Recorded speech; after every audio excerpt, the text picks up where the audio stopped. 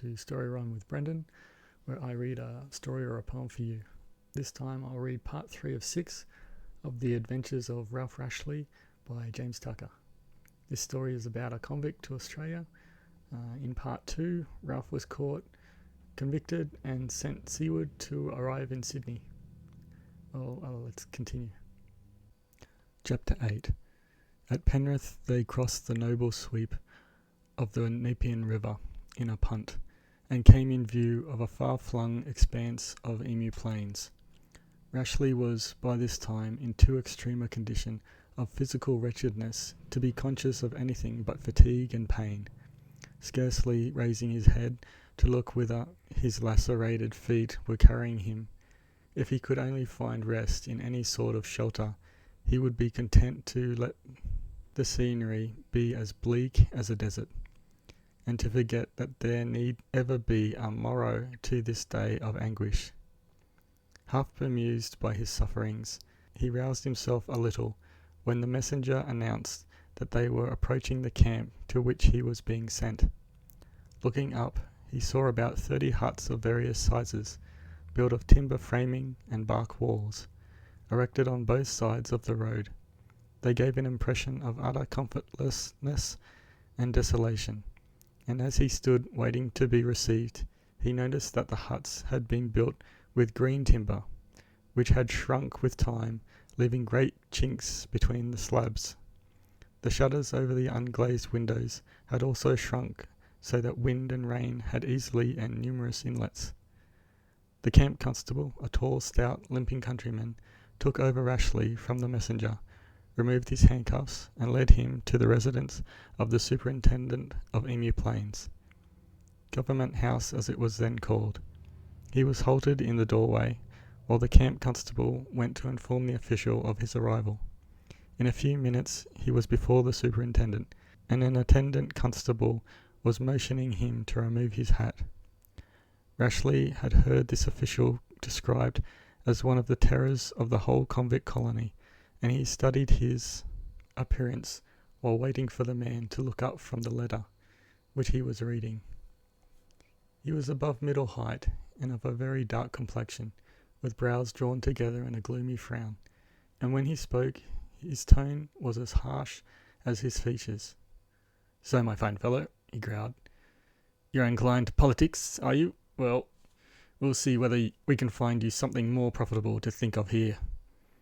You are sent to this establishment to learn field labour, and on no account to be employed in any other way for 2 years.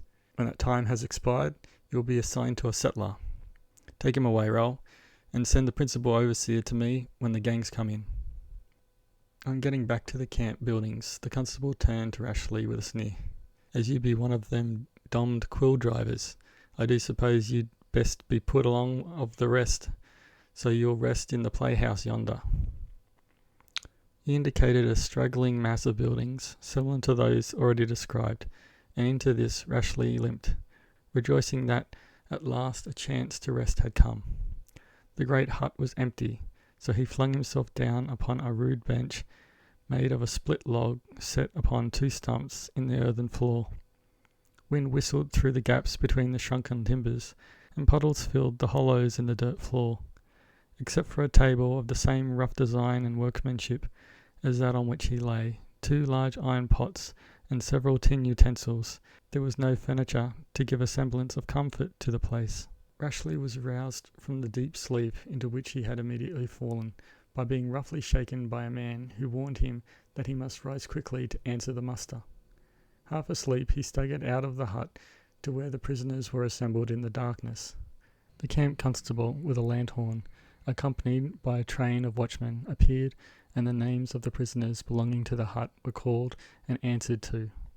Rashleigh, being the last called upon to respond, he, in his raw simplicity, asked the constable where he was to sleep. "Wherein you like, and be done to 'ee," shouted the constable. "But where shall I get my bed and blanket?" "I'll tell you what," roared the other angrily. "Only I thinks 'ee be a fool by what 'e've been up to at Sydney. I knock 'ee down for axing me such a dumb daft question." but I'll compute it to your ignorance and tell ye, there bain't no blankets for nobody in the stores. There's scores of men here already without any, and many on them has been so for nor these 2 years. So don't ye be bothering me any more, or I'll be donned if I don't find a shop for ye. As Rashleigh followed the party of convicts into the hut, he heard one man observe, "Old Tom Rowe must be getting softish, not putting the chatty new chum into chokey," and the man addressed say, "Aye, I've known a dozen men put in for less than half that provocation." Rashleigh asked them what he had said that could be regarded as a crime. "Lord bless you," answered the first speaker. "You're naught but a motherless cub, with all your sorrows to come. You'll soon find out that the jack-in-offers here don't need no provocation to get a man flogged. They just spend their time thinking out ways to do so without a cause." Rashleigh digested this cheerful bit of knowledge of his new home, and asked what the rest of the blanketless ones did about betting. He was told that some managed to steal a few sheepskins from passing drays, and made shift to sew them together, while others had found a way of preparing tea tree bark to make some sort of substitute, and the man offered to show him how this was done as soon as he could find time. Rashleigh thanked his informant, and made the best of the worst by settling down to sleep, hungry as he was, in the ashes of the fire, where he slumbered until noisy bustle in the hut awakened him. He saw that it was morning, and that most of the inmates had left the hut, and that the remainder were running out as if in great haste. He leapt up and followed the throng of men hurrying through the camp gate, when just as he was about to pass through, the tolling of the camp bell ceased. Instantly a red-faced man, mounted on a black mare, rode into the gateway, so that no more men could pass, roaring, "Stop there, you sons of butchers! I'll learn you fellas to come smarter to muster. Here, Sam, take down their names." Sam was a clerk of most unclerky appearance, and began to take down the names of all men inside the gate, when the principal overseer walked up. "Aho, my fine quill driver," he called, singling out Rashleigh. "You are beginning well at any rate. Here, Joe, take that chap into your mob, and try if you can't waken him up a bit." The man styled Joe, a bandy, chocolate-complexioned little Jew, obeyed with alacrity. "You come here, sir," he said. "S'help me God, I'll stir you up before night." The names of all the men were read over, and the gangs with their tools began to move off. Joe, the overseer, ordered Rashleigh to take up a coil of rope that lay near and bring it along. The convict looked at the rope, which appeared to him heavy enough to load a mule, and bending down attempted to lift it, but found it beyond his strength. "Curse a blast you for a skinny gut," shouted the Jew. He called 2 men and made them lift the rope and place it on Rashleigh's back. He managed to stagger along a few paces, but finding steady walking impossible, he began to run, but tripped and came down heavily, cutting his chin upon a jagged root, and rose bleeding profusely. Joe, however, was merciless, and had the rope replaced on his back, and repeated the operation every time he fell under the weight of his burden. At last, trembling in every limb from overexertion, Rashleigh, with the rest of the gang, reached the spot where they were to work. Overseer Joe's gang were occupied in burning off the trees which had been felled in course of the vast task of clearing the land for arable culture. Some were detailed to cut up the boughs and trunks. Others carried the pieces and piled them round the stumps and set the great stacks alight, tending them until they were entirely reduced to ashes. Rashleigh, with about a dozen others, were ordered under the direct surveillance of the overseer to the task of rolling out the trunks and getting them to the fires. A favourite trick of this petty tyrant was to select a heavy log, have it rolled on to 6 handspikes, each manned by 2 men, and once it was lifted onto the handspikes, order 6 of the men away on the pretext that the 6 remaining men could easily carry the log. Thus the 6 men had to strain every nerve, as if one gave way, the log would fall to earth, and the defaulter would be sure of condign punishment from Joe, He would not hesitate to have every man flogged for neglect of work, or, at the least, confined in the belly bot for that night. This and kindred brutal practices were indulged in by the overseers as a regular part of the routine by which they got the work done and held their jobs. It was convened at by the superintendent, whose personal interest was to see that as much work was done as possible. As the overseers had to answer to him, so had he to answer to his superiors. For his own reassurance that there should be no slackers, his practice was to select from the convicts the worst behaved and most indolent as overseers and other subordinates, his theory being that such men, being most afraid of hardship and work themselves, would not be squeamish as to the methods by which they carried out his wishes and maintained their own positions. There was almost competition among the overseers in severity of treatment, and if one, working a gang of 50 men, had 10 of them flogged every week, it was arithmetically certain that another, with only 25 men under him, would see to it that not less than 5 of his gang were taken to court. It was from a similar motive that the superintendent would put 2 equal gangs of men at the same kind of work alongside each other, so that the overseers would overwork their separate gangs in order to accomplish more work each by his own men. The rough treatment of the convicts which resulted from this and other methods of brutal oppression is something which is known to at least a few living people from the talk of their elders, and doubtless there are grandchildren now in the colony who have heard traditional tales of what their forebears suffered.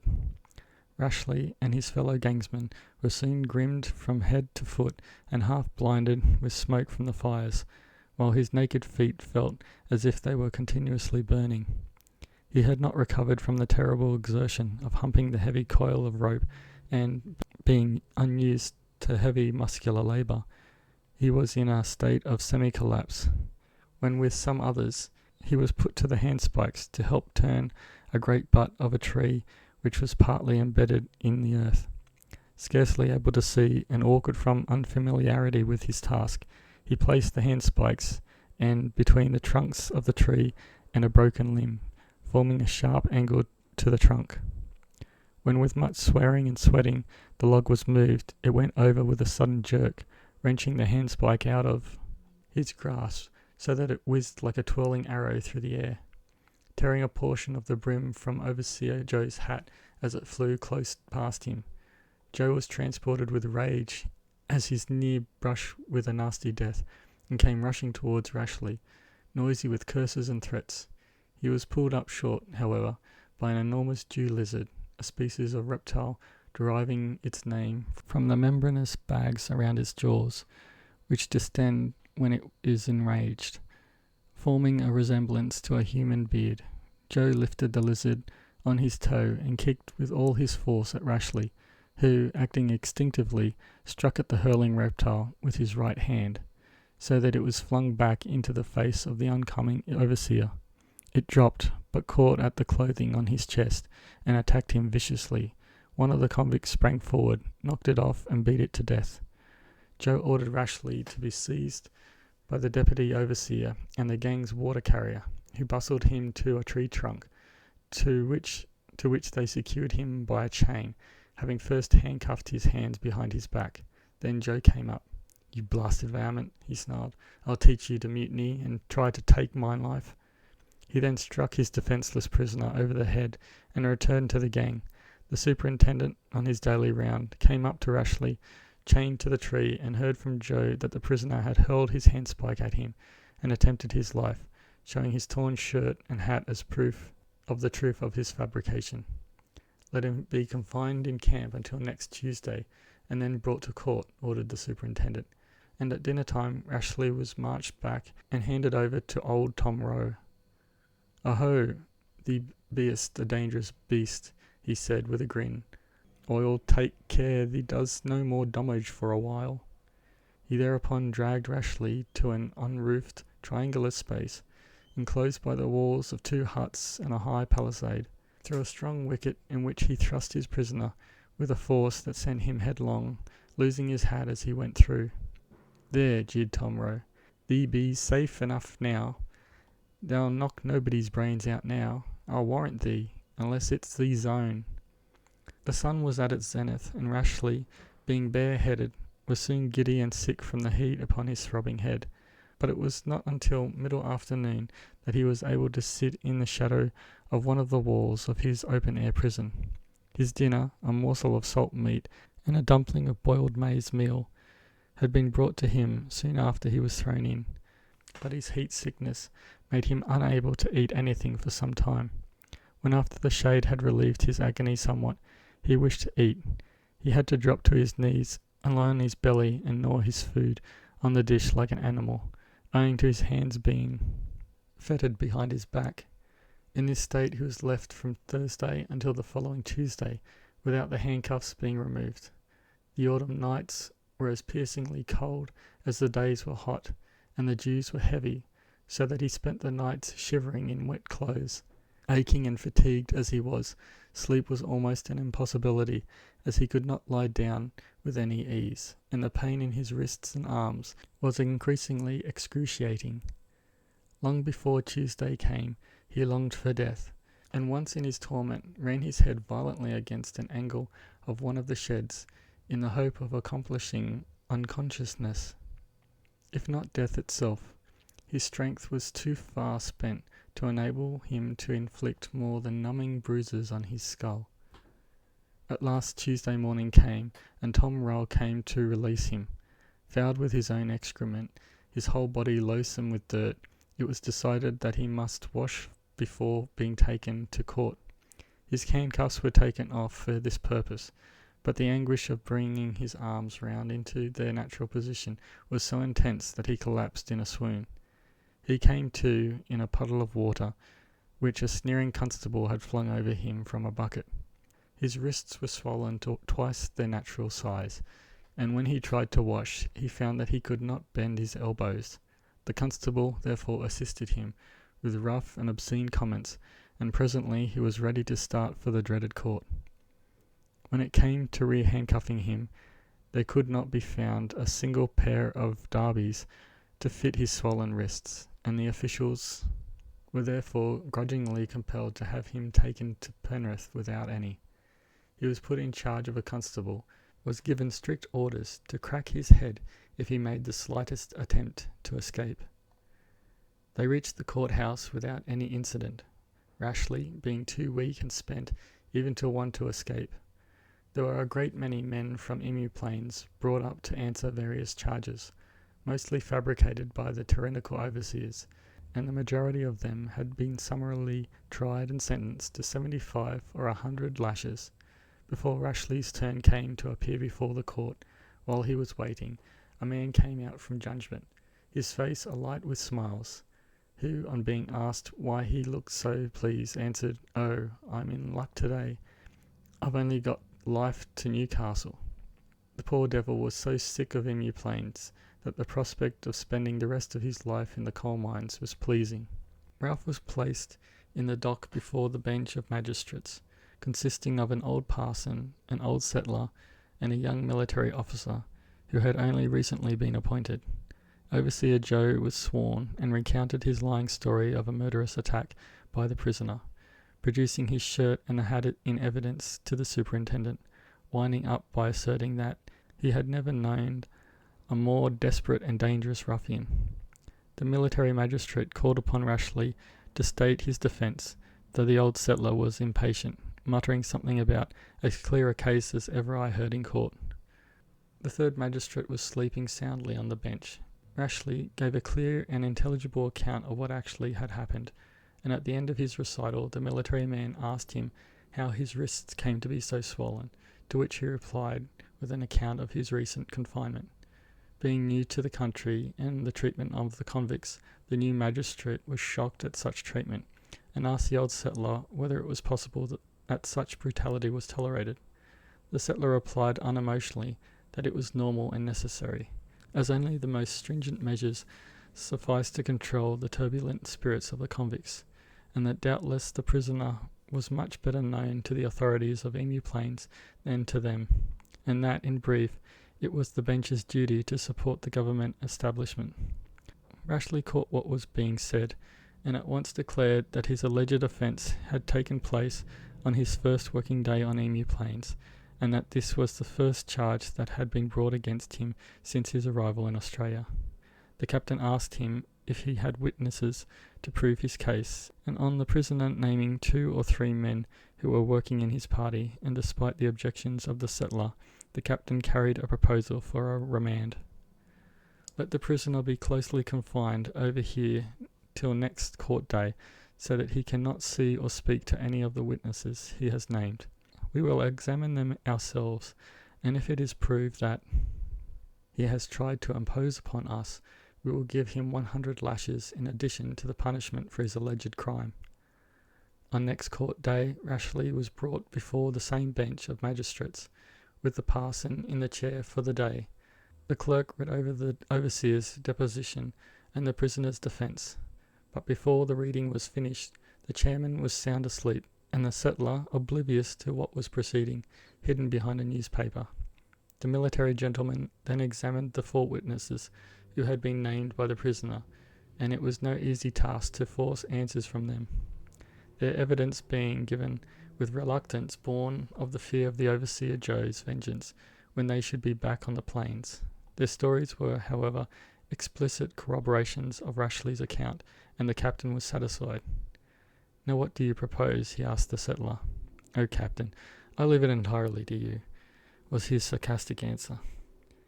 "When you have been in this country as long as I, you will pay less heed to what fellows like these either say or swear." The captain shook the slumbering chairman of the bench, asking him for his decision on the case. "A most dreadful scoundrel, an atrocious villain," he cried, jumping with a start to his feet. "Send him to Newcastle, and if he won't stop there, send him to eternity."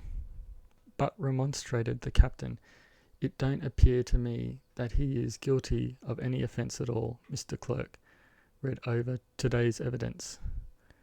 While this was being done, the Reverend Chairman settled himself to enjoy another nap, but was again roused by the insistent captain, and gave summary judgment. "Well, give him 100 lashes, it will smarten him up a bit." "Pardon me," insisted the captain, "I can't see that he has deserved any punishment, or, even if he has, what he has already suffered must be taken into consideration." Rashleigh listened wearily, wondering when this farce of a trial would end. "Oh, you don't know yet the artfulness of these scoundrels," answered the unabashed chairman. "You had better give him 75 at any rate." The military magistrate was not to be persuaded from justice. "No, I think we may let him go this time," he said, "but if ever he comes up again, we will double his punishment." Well, let it be as you please, captain," agreed the parson, with an air of resignation. "I think the overseers should be supported in their duty."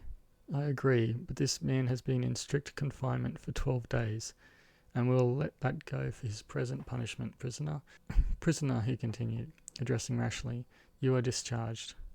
Rashleigh was removed, and was about to leave for camp in charge of a constable at the rising of the court, when Overseer Joe came up to him, his browny yellow cheeks livid with rage, and shook his fist in the prisoner's face.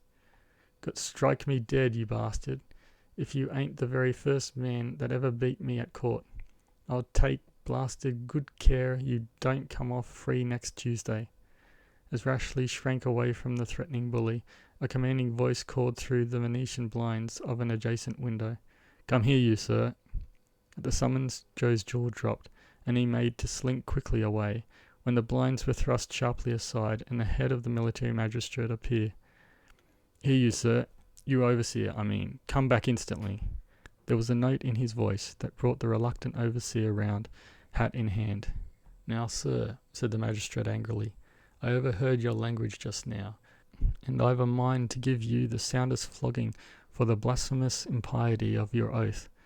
But as the court has risen, I will overlook that.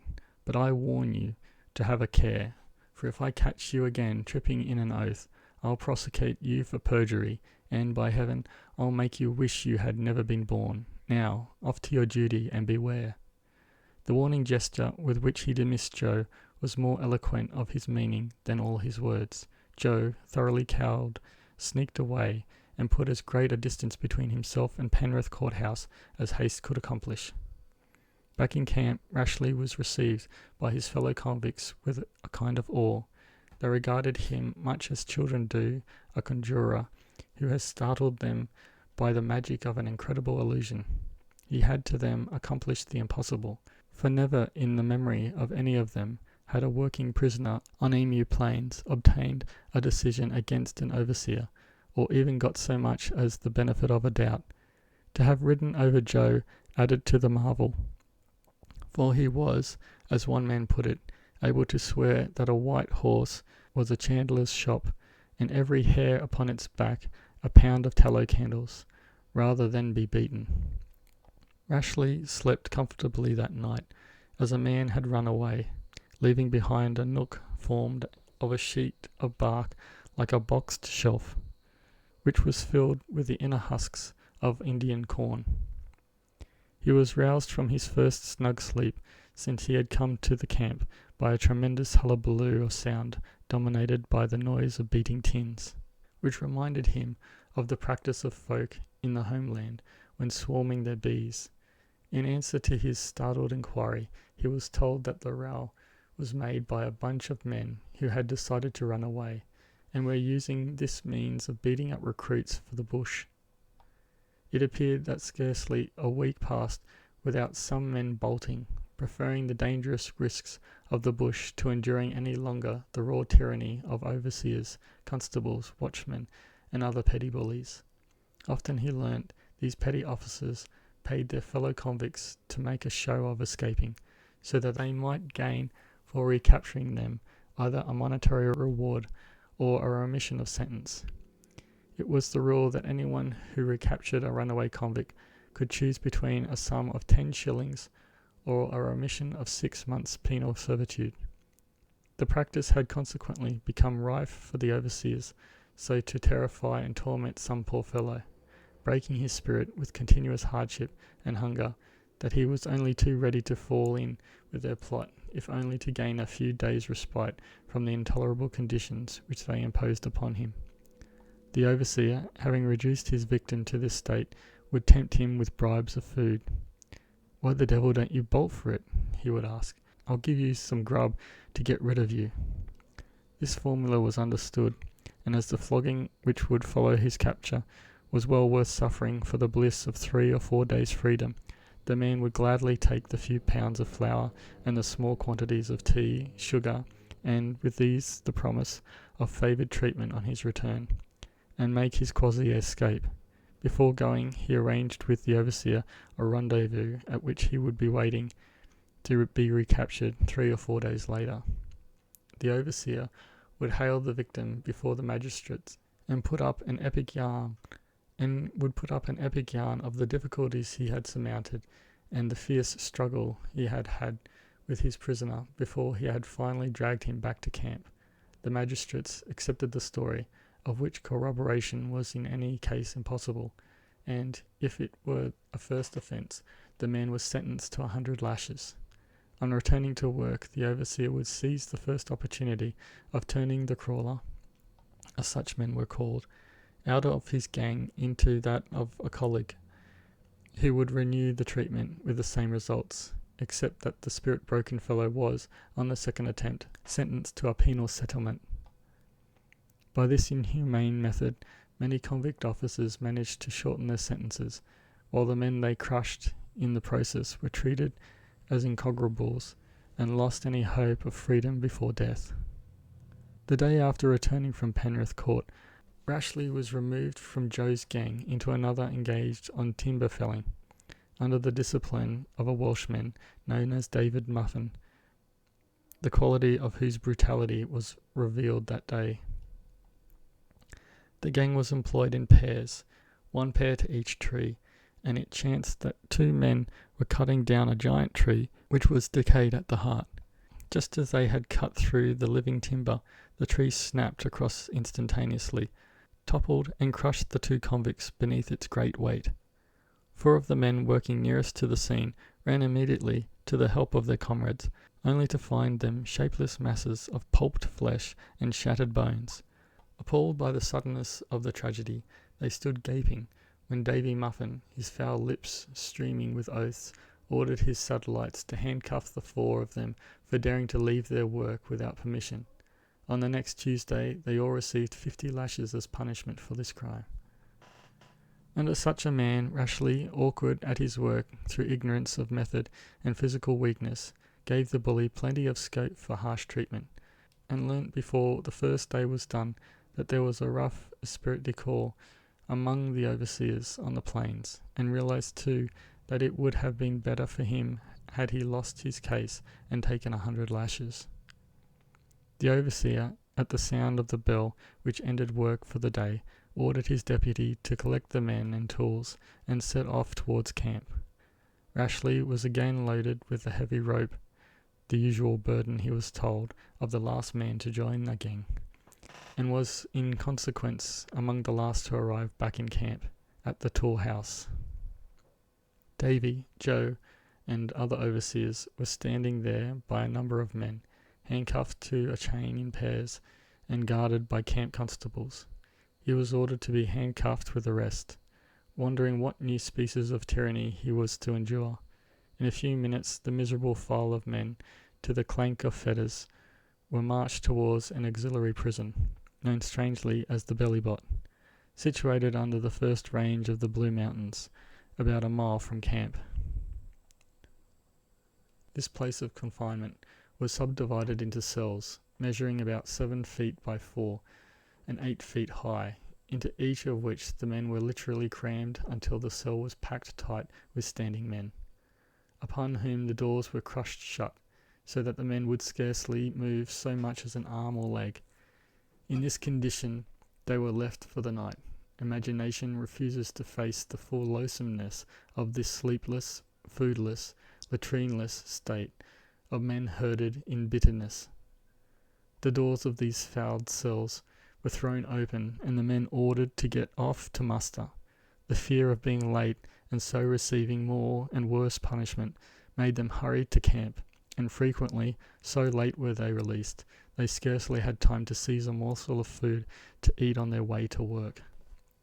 5 nights at least out of each week, to teach him the unwisdom of winning a case against authority at court. For nearly 3 months Rashleigh was condemned to the infernal Bellybot, and also for the 6 months following his trial was lumbered, that is, compelled to work for government on Saturdays. The rule was that men of good conduct were free from 10 o'clock in the morning on Saturdays to mend and wash their clothing. Thus did Davy Muffin avenge the insult to the dignity of overseership inflicted upon it by Rashleigh. During his long spell of the Bellybot treatment, he witnessed an incident which was tragic and also inspiring.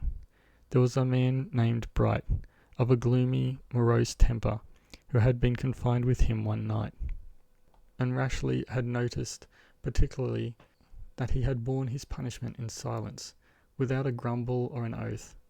On reaching camp in the morning, he went as usual to the tool house for a narrow felling axe, and on the way to muster happened to pass his overseer. "Here, Tom," he asked, "what made you put me in the Bellybot last night?" "I hadn't done aught." The overseer laughed. "Oh, for a lark, you bloody fool," he answered lightly. Rashleigh gasped with excitement at the sudden change in Bright's appearance. The man's eyes suddenly fired, every muscle in his body seemed to flex, while his face went dead white with rage. "Then take that for a lark," he snarled, as he swung his axe high with an almost gleeful gesture and brought it crashing down with such force that the overseer's head was cleaved to the jawbone, in which the axe remained fast stuck. So sudden and unexpected was the attack that the overseer had not time so much as to cry out for help. One moment the taunt was in his teeth, and the next he was dead.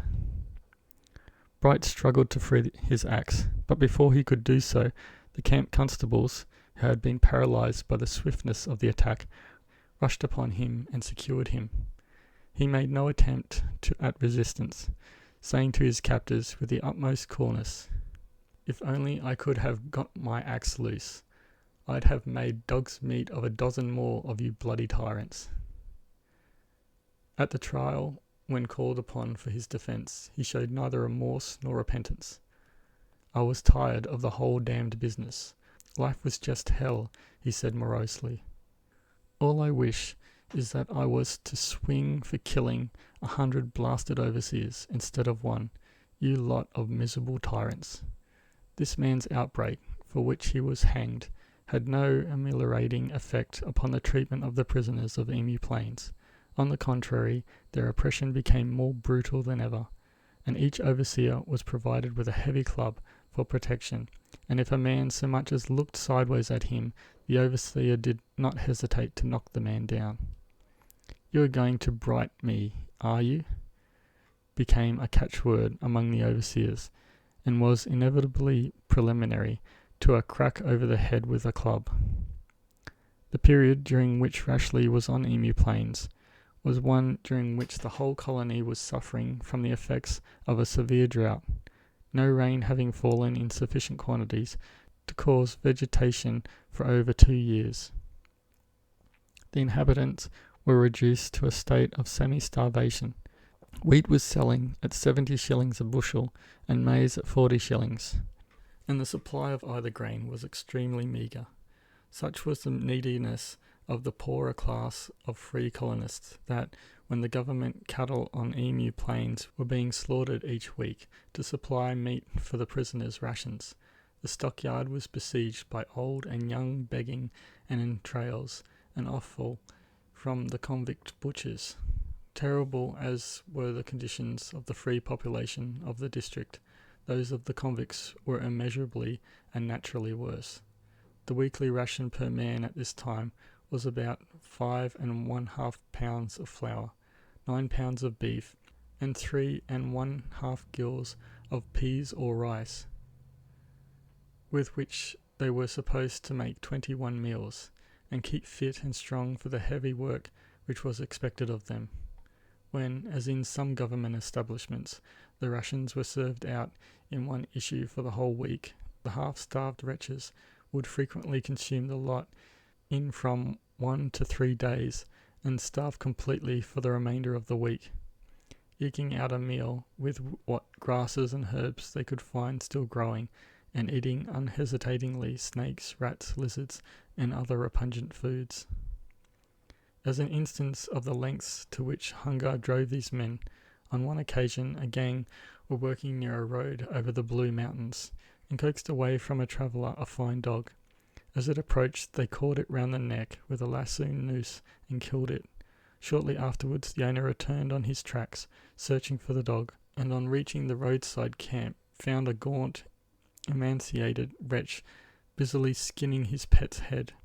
On questioning the fellow, the owner learnt that, as soon as the beast had been skinned, there had ensued a sanguinary fight for bits of the dog's carcass, during which he had only managed to secure the head, which, he averred, had little edible upon it.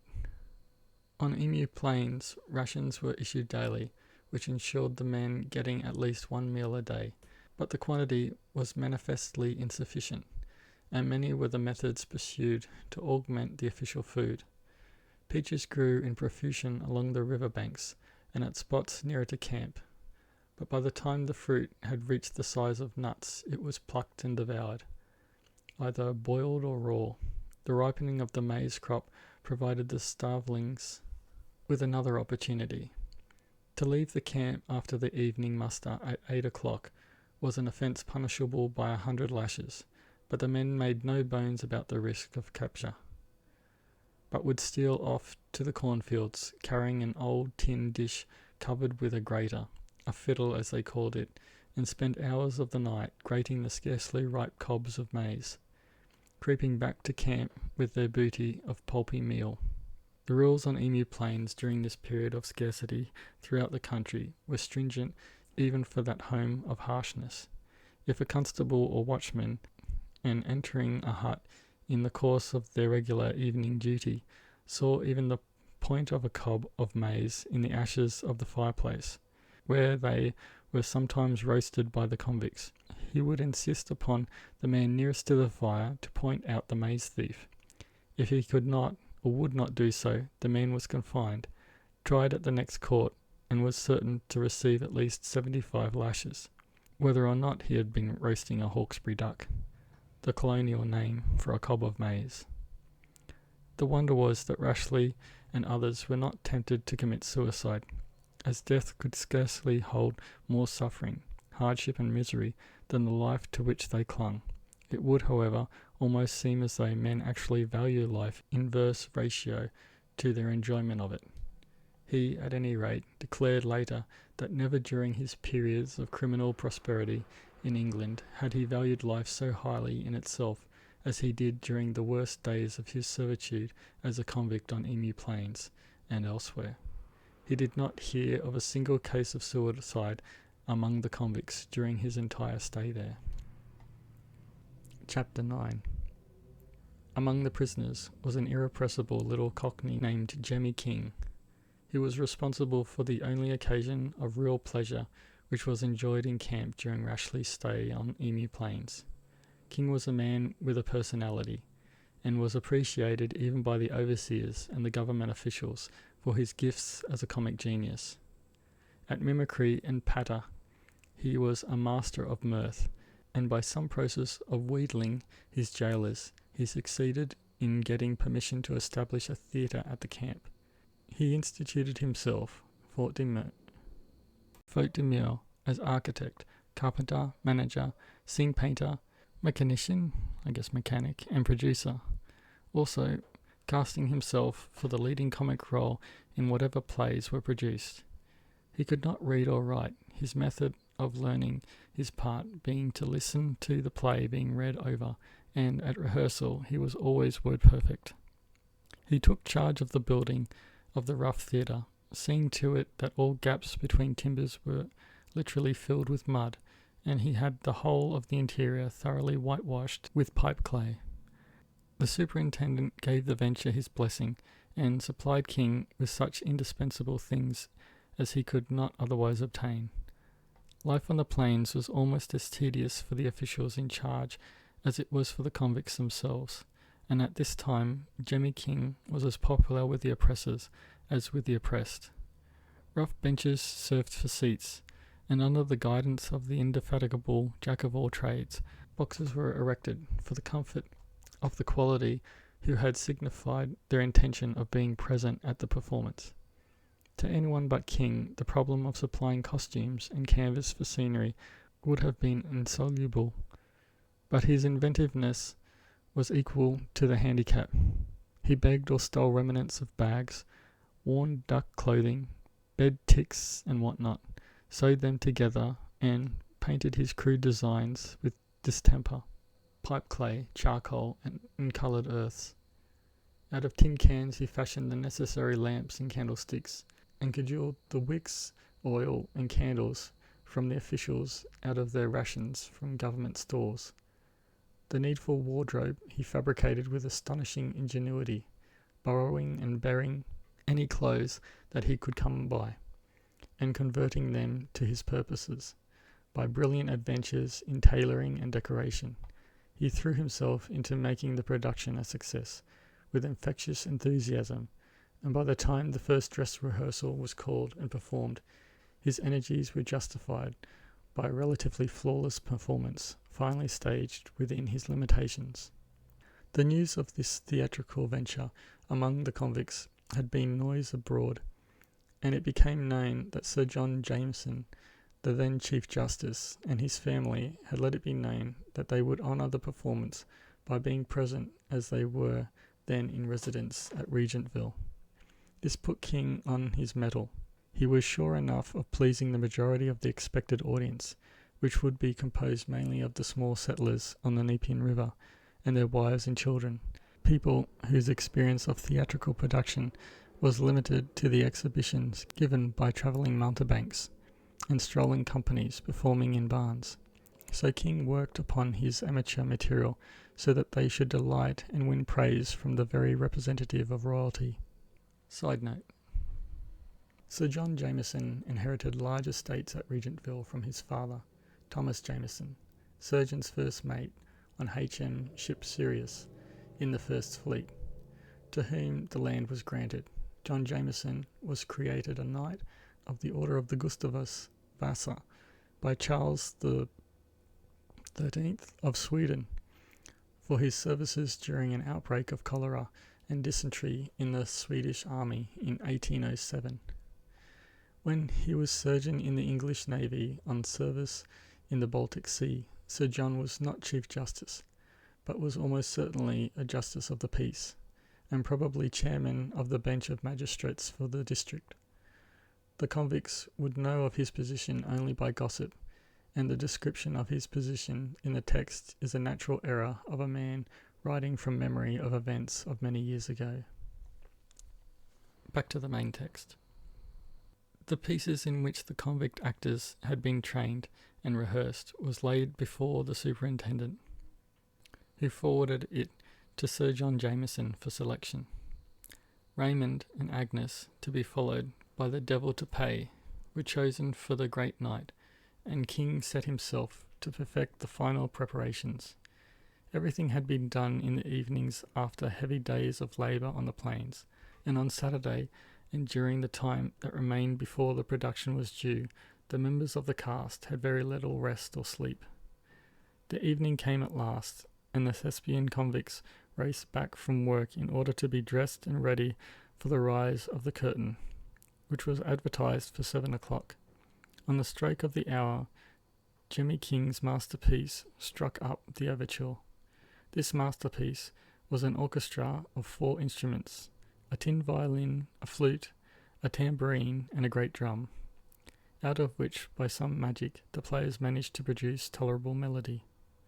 The curtain went up, and the play went forward amid the enthusiastic plaudits of a mainly uncritical audience, to whom the crudest illusion was a joyous break in the monotony of hard farming existence.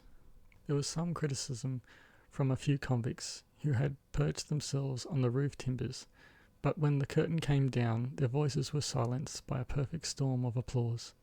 The orchestra again played until expressions of satiety came from the audience, whereupon the curtain was again rung up upon the devil to pay.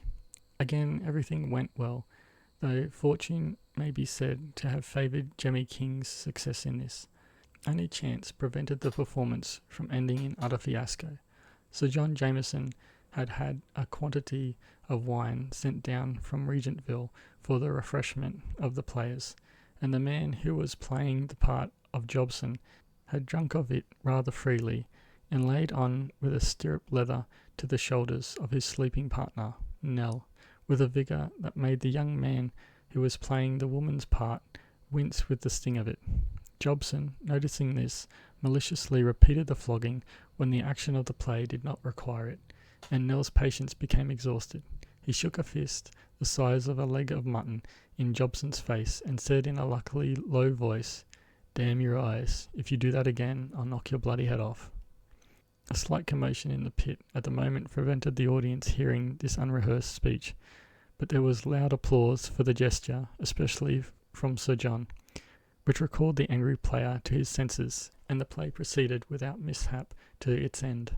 While the delighted audience were preparing to leave, Sir John requested that the whole company of performers should be presented to him at the entrance. In a few minutes the actors, still in their fustian, were mustered in lines on each side of the rude staircase at the entrance to the building. Led by the superintendent, Sir John, his friends, and some ladies inspected this original company, and the ladies were especially intrigued to discover that Nell was in reality a brawny bullock driver with full whiskers, which the man valued so highly that he had resolutely refused to shave, preferring the trouble of devising a special headdress to hide them throughout the performance. The Chief Justice expressed interest in Rashleigh's rig as the conjurer, and took a little persuading that the flowing wig which he wore was nothing but a piece of sheepskin. Necessity, remarked Sir John, not very originally, with a smile, is the most fruitful parent of invention. He complimented Rashleigh upon his performance, and, as he handed back the wig, slipped a sovereign unobserved into his hand, telling him in a low tone that it was for himself. Sir John then formally expressed his high satisfaction at the entertainment, and, giving the manager, Jemmy King, a present to share with the company, departed with his friends. This, with other gifts from members of the audience, enabled King to hand 10 shillings to each of the musicians and 15 shillings to each of the play actors. By this time, Rashleigh had spent 18 months at the agricultural establishment at Emu Plains and had become expert in adapting himself to the life in a way which enabled him to obviate some of the extremer hardships. He had been without footwear of any kind for over a year, and it was this lack which caused him the greatest physical suffering. In the warm season, the burnt and broken clay became hard and sharp-edged and produced extremely painful stone bruises, while on the burning off ground, where fires had bared the soil of grass, the short stems, stiffened and sharpened by the flames, pierced and tore at the soles of his feet, so that they were always too lacerated to allow the skin to harden and callous. There had been times during his first year when the slowest walking was agony, and many times he was punished for crawling, malingering as a result. In the winter, frostbite was added to the horror of continually lacerated feet, until with time his desperate search for some substitute for shoes materialized in a pair of crude wooden sandals, held to the feet with a complicated assortment of grass-woven straps. Encouraged by the enormous comfort which he derived from this invention, he experimented to find some means of protecting his legs from the knee to the ankle, which were continually torn by thorns and briary vines. In the course of his work, for months he gathered any odd scraps of rags that he could find, and at last assembled enough to make up a pair of patchwork stockings. Even more important to his state of mind than these slight ameliorations of his bodily condition was the gradual adaptation of his mind to an acceptance of the harsh conditions which he could not in any case escape, so that in consequence he was now able to sleep free of the terrifying dreams which had for long tormented him. The drought broke during the first months of his second year, and the simple fact of the fresh beauties of the countryside flourishing after 2 years of partial death made him feel on better terms with life. He had also about £2 in cash saved, mainly derived from his windfall at the theatrical show, with which to buy extra food until harvest, when he had hoped to earn more. This was his state of relative comfort when autumn came and reaping began. It was a fixed custom, instituted for the benefit of the free settlers, who otherwise could not have found sufficient labour to get in their crops, for the superintendent of Emu Plains to grant passes to such convicts as he thought deserving of the privilege, entitling them to absent themselves from camp from Thursday evening until Sunday evening each week during harvest. It was a privilege greatly desired, and the work and conduct of the convicts noticeably improved for weeks while the grain was ripening, in order to gain passes for harvesting. Rashleigh obtained one and, with a fellow prisoner, crossed the Nepean River in high glee and set out to find work. By 10 o'clock on Thursday evening, they reached a stretch of country along the river broken up into farms occupied by small settlers, where the wheat was very well advanced.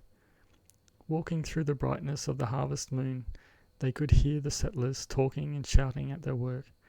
They were at first surprised that work should be going forward at so late an hour, but they learnt later that it was then the invariable practice of Australian farmers to do as much as possible of the work about their land at night and in the early morning, sleeping and resting during the middle hours of the day, when the heat made hard labour almost impossible. The two men came to a part of the Regentville estate known as Irish Corner, after the nationality of its tenant, and found a great number of people hard at the reaping. Men, women, boys and girls were wielding sickles with swift energy, laughing and jesting in a mood that revealed their enjoyment of the job. They waited by the fence for the leader of the reapers to come up. The man greeted them, and learning that they were seeking work, immediately offered to take them on at £1 per acre, which wage did not appeal to Rashleigh as adequate. "We'll look about for a bit among your neighbours," he said, "and if we can't get a higher offer, we'll come back and set to along with you. By this and by that, then, you won't. retorted the angry Irish settler. If you go strolling around looking for more wages, you shan't touch not a straw of Pat Canavan's wheat. See that now. Rashleigh and his mate moved on while the muttering Irishman went by his reaping, and at the next farm they saw 5 reapers working, an elderly man somewhat ahead of his companions, hard-favoured, lean-flanked, and limber in spite of his 60 years. The leader straightened as he saw them. "Good morrow, boys," he greeted them heartily. "Is it me you want? We want to know if you can give us work with you." "Bedad then, I could do that same," replied the settler eagerly. "But what would you be asking?" "Well, we are reasonable," said Rashleigh. "We'll take what the others are getting." "That's fine," came the ready response. "I'll tell you at a word what I'll do. If you'll work in alongside of us here and work sweep for sweep with us, I'll pay you £1 every day you stop. It's ripening in patches, my weight is, and rape it must be in them same patches, so it would be inconvenient to measure what's cut." "And what about our mess?" quivered the shrewd convict. "Sure, I was forgetting. Why, if you plaise me, it's not a trenin I'll be charging you for all you'll ate of the best of good living, such as I've got for myself." The terms were agreed, and provided at once with sickles. The 2 convicts were directed to side over, Rashleigh's companion working alongside the settler, with Rashleigh between 2 slim and agile reapers, dressed in nothing but long shirts and hats. None of them wore shoes, yet they went forward over the stubble at a pace that compelled the newcomers to hit out from the muscle, in order to keep abreast the line. For 2 hours they reaped the moonlit wheat, only to the risping of the sickles, breaking the pleasant silence. Presently Rashleigh noticed that his fellows had paused in their work, and straightening his aching spine, he saw the settler leaning against the fence, deep in talk with his mate. He bent to his task again, until he and the others had cut right up to the fence, where he also laid down his sickle and took a breather. "Bedad, lad," said the old man, "but it's fine rapers that you and your mate are. We'll soon cut all that's ready at this rate." The rest of the reapers came up and took a stand easy, but after a few minutes the old settler turned to them. "Now, gals, you and these 2 young men had better bind what's cut while the dew's on it, and leave the sheaves lying. We'll stook them by daylight. I'll go and help the old woman get together summat for breakfast." Rashleigh had started to hear his companions addressed as girls, and looked closely at the one standing next to him. Certainly there was little chance to show feminine charms in her present rig-out, but he saw that her figure was that of the other sex, and that, though she was nearer as tall as himself, she was actually a girl in her earliest teens. As the father walked away, the others fell to the less heavy task of binding the swathes of corn into sheaves, and as this afforded every opportunity for conversation, the girls and the newcomers were soon on terms of intimacy. They were pleasant and unaffected children of nature, and answered all the visitors' questions with a childlike directness. The settler, known as Big Mick, was their father, who had a brood of 6 daughters, though several male children had been born to him, but had died in infancy. "Dad's told me," said one girl, "how sad he was at not having a son to grow up with him to help run the farm, and how, when the 3rd of us girls was born on him, he lamented to mother. Then mother, she up and tells him, he said, 'You're up, what are you bothering about? See, if I don't make me darters better men than 1/2 of the breech crathers I see crawling around the countryside, and by the Jorkers, if I don't, I'll eat 'em every one.'" Rashleigh let his glance run down the slim, strong length of the active creature as she finished her little speech, and she certainly succeeded in her job. He said gallantly, "There's few men could reap better than you." "And why should they?" she rejoined, with a pleased smile at his compliment. "When we've all of us been at some work or other on the farm since ever we were able to toddle around and keep the pigs out of the mischief, pull suckers from the corn and the tobacco. You've seen us reap and bind, but it's telling you I am that any of us can fell a tree with an axe, take a share in breaking the soil with a hoe, drive the team of bullocks, and thresh the wheat with any man in the colony. Anyway, why would you be surprised when every girl in Australia on the farms can do that same? I can well believe you, said Rashleigh, but though it makes you good settlers, it's a poor lookout for the young men looking for wives to keep comfort for them in their house. She answered him straightly, that's true enough, though we do take turns at helping mother in the house. But we can bake a damper in the ashes and see to the mending of a man's clothes, even if we couldn't make a shirt. And I dare say we can breed as well as any soft-raised woman who'd need gloves on to cut a few flowers for the table. Rashleigh was attracted by the sane frankness of her attitude, and saw no immodesty in her candid reference to woman's exclusive business in life. Evidently, she would take to childbearing with the same natural insouciance as she took to the axe and the hoe and the sickle. She had none of the soft blooms of beauty, but her deeply tanned features were handsome, and her body strong and lissom. One serious defect all the girls possessed as a result of their lives of early and continuous labour, and this was the unnaturally large size to which their feet grew, shoes being luxuries which were only worn on special occasions. The unconstraint of their mode of existence made of them wild and boisterous creatures, strangers to the niceties of womanly conduct. But old Mick was father enough to love them and to do what was in his power to find them good husbands. Rashleigh was told of one instance in which his efforts were brought to nothing but the unrestrained manners of the girls. Big Mick had concluded a deal with another settler, who produced a bottle of rum from his saddle-bag with which to wet the bargain. He was a man of some means, possessing some good cattle and a couple of prolific brood mares, and he seemed to Mick to be an ideal partner for one of his daughters. Warming up under the influence of the spirits, taken in liberal tots, he began eloquently to inform the man of the qualities and attractions of his girls, saying too that he could afford to give a good portion to each of them. Any a one of them would be a fine chance for any man that would know how to treat a wife decent. When they got her, he said, and waited to see the listener swallow the bait, or at least make a show of interest. The visiting settler, however, sat unimpressed, alternately sipping his grog and puffing at his pipe, with a calmness that exasperated the old man. Sure, he went on, 'tis a shame on you that you don't be looking out for some good little Krita to be keeping home for you, instead of living your lone all your days like a solitary bachelor. Arrah, but you shall see my darlings anyhow.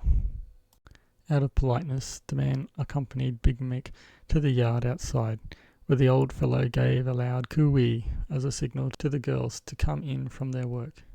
Interested, despite his apparent indifference, the visitor looked in the direction from which the girls were evidently expected. Then they came, 6 wild and leaping bacchantes, shouting and laughing like a troop of nearly loosed colts, filling the paternal heart with pride and his visitor with a kind of terror. Before the leaping girls had reached them, he had reached his horse. "Good day to you, Mick," he said with a laugh as he mounted. "I'd as lief marry a whirlwind as one of them wild devils. Why, my fastest mare would never be able to catch her," and he rode ungallantly away, amid the roars of laughter from the girls and their father, who had the merry temperament that can laugh loudest when the joke is against him.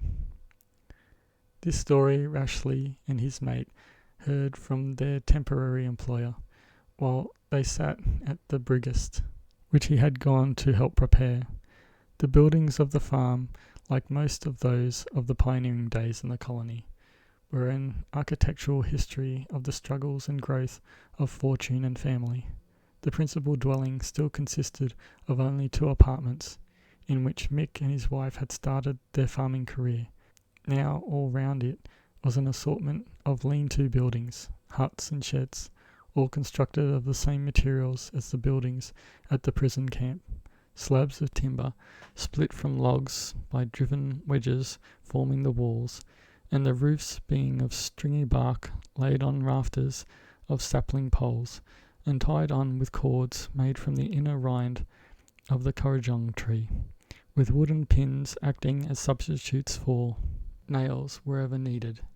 The interior was whitewashed, including the ceiling of bark, which was laid upon the tie beams, thus forming a storage loft, and the fireplace occupied the whole of one end of the hut, at the sides of which rough ingle seats had been set for comfort on winter nights. In the chimney were hung pieces of salt beef and pork, pigs' heads, bags of cabbage and pumpkin seeds, everything indeed that needed to be kept dry. The furniture, Rashleigh observed, was as crude as that in their camp huts, though there were more pots, pans, dishes and boilers. The 2 fixed tables were of unplaned slabs, and the seats were rough stools and a few round stumps of trees. The sleeping rooms were furnished by the same harsh standard of comfort, the beds being fixed wooden slabs covered with bark, on which the family slept on chafed ticks, in which multitudes of fleas found snug quarters. Rashleigh, seeing for the first time the conditions in which the smaller free settlers lived in their task of taming the native country, found himself less disgusted with his own existence in the convict settlement, realizing that relatively he might be much worse off. If this minimum of comfort was all that lawful inhabitants could compass, it was scarcely for him as a malefactor to kick against the pricks. His short stay with Big Mick's family aroused in him feelings akin to those which had made him glad for an unlooked-for holiday as a boy. After the poor and sparse rations of the camp, the liberal helpings of salt beef, damper bread and pumpkins, washed down with unlimited measures of hot tea, made the feast which set his whole being aglow with peace and gratitude. After a pipe, the whole family returned to work. It was dawn, and work went forward until 9 o'clock, when they returned to the dwelling house for another meal, after which, happily tired, they retired to sleep. Ralph and his companion were given blankets, and a corner of the loft in which to rest on a heap of soft corn husks. At 4 o'clock they were roused, and work was resumed. This routine continued for the 3½ days of their leave, and on Sunday evening they received their wages, in Big Mick's thanks, the whole family pressing them to come again whenever they should get leave. Chapter 10. Rashleigh spent 2 other happy weekends with Big Mick before harvest was over, by which time he had accumulated a useful store of money, the immediate need of convict labour among the neighbouring settlers having been satisfied. A number of them preferred a request to the superintendent that the play actors of Emu Plains should be permitted to go with their stage paraphernalia to perform a play at a distant part of the Nepean settlement. The required permission was given, and the convict actors, with scenery, machinery, decorations and so on, loaded on a settler's dray, set out for the scene of their next triumph, which was to be staged in a large barn belonging to the keeper of a small inn, who had lent the building, not without an eye upon ensuing profit. On reaching their destination, the convicts at once got to work upon the preparation of the barn for the performance, and at the end of about 2 hours the innkeeper put in his appearance. He expressed great admiration of the metamorphosis which was happening to his barn, and ventured the suggestion that it must be dry work. "I have some fine rum and some peach cider as good," he said ingratiatingly. "Plenty of both brews. I'll tell you what I'll do. You can have what you want now, and pay me out of the takings of the show, immediately after it is over." The actors gladly accepted this friendly offer, and had soon brightened themselves with generous quaffings of the drinks, which, indifferent in quality as they were nevertheless nectar to the unaccustomed palates of the convicts. About noon the innkeeper sent a servant to inquire whether the company wanted dinner. which he was prepared to supply on the same terms. The men therefore adjourned to the inn kitchen and sat down to a plentiful meal of beef, pork, green vegetables, and damper bread, followed by hot weak rum, which, being equal in strength only to what sailors call 3-water grog, had no intoxicating effect upon even the weakest headed of the company. The performance of the evening was even more successful than had been the premiere at Emu Plains, and the actors decided upon a real jollification to celebrate the occasion. The innkeeper, to whom they explained their wants, suddenly showed a change of face, and insisted upon instant settlement of the accounts for the day, before he would supply anything more. The bill was presented, and on examining its items, the company understood the guile which had laid behind their host's geniality. Each man was charged £1 2 shillings 6 for the drinks, dinner, and supper, itemised at 3 shillings for each meal, and the drinks ended as pints of rum and gallons of cider. The convicts declined to admit that they had had anything near the quantity of liquor charged for, to which the innkeeper retorted that there could be no mistake, as he had served all the drinks personally. The manager examined the night's takings and discovered that, after deducting expenses, there was but a sum of £1 10 shillings for each leading player, and the much smaller wages agreed for the supernumeraries and scene shifters. There was nothing for it but to inform the innkeeper that his extortionate charges could not be met, as they totalled more than the entire proceeds of the night's entertainment. Thereupon he agreed to accept the full earnings of the smaller fry as settlement of their share of the bill, on condition that the principals paid their share in full. He further undertook, with the convenience of the chief constable, to persuade the superintendent to give them leave to stay over another night and give a repeat performance next evening. This he succeeded in, and having received by far the greater part of the night's collection, allowed the company fresh credit on the understanding that a similar settlement would occur after the second performance. Manager Jemmy King spent some part of the night devising a scheme whereby to get even with the rascally landlord, and in the morning he called a council of his leading actors to acquaint them with it. The plan which he expounded was enthusiastically supported, and its execution deferred until the close of the evening show. The rest of the day was spent by the members of the company scouring the countryside with playbills, acquainting the settlers that there was to be an even more marvellous performance that evening.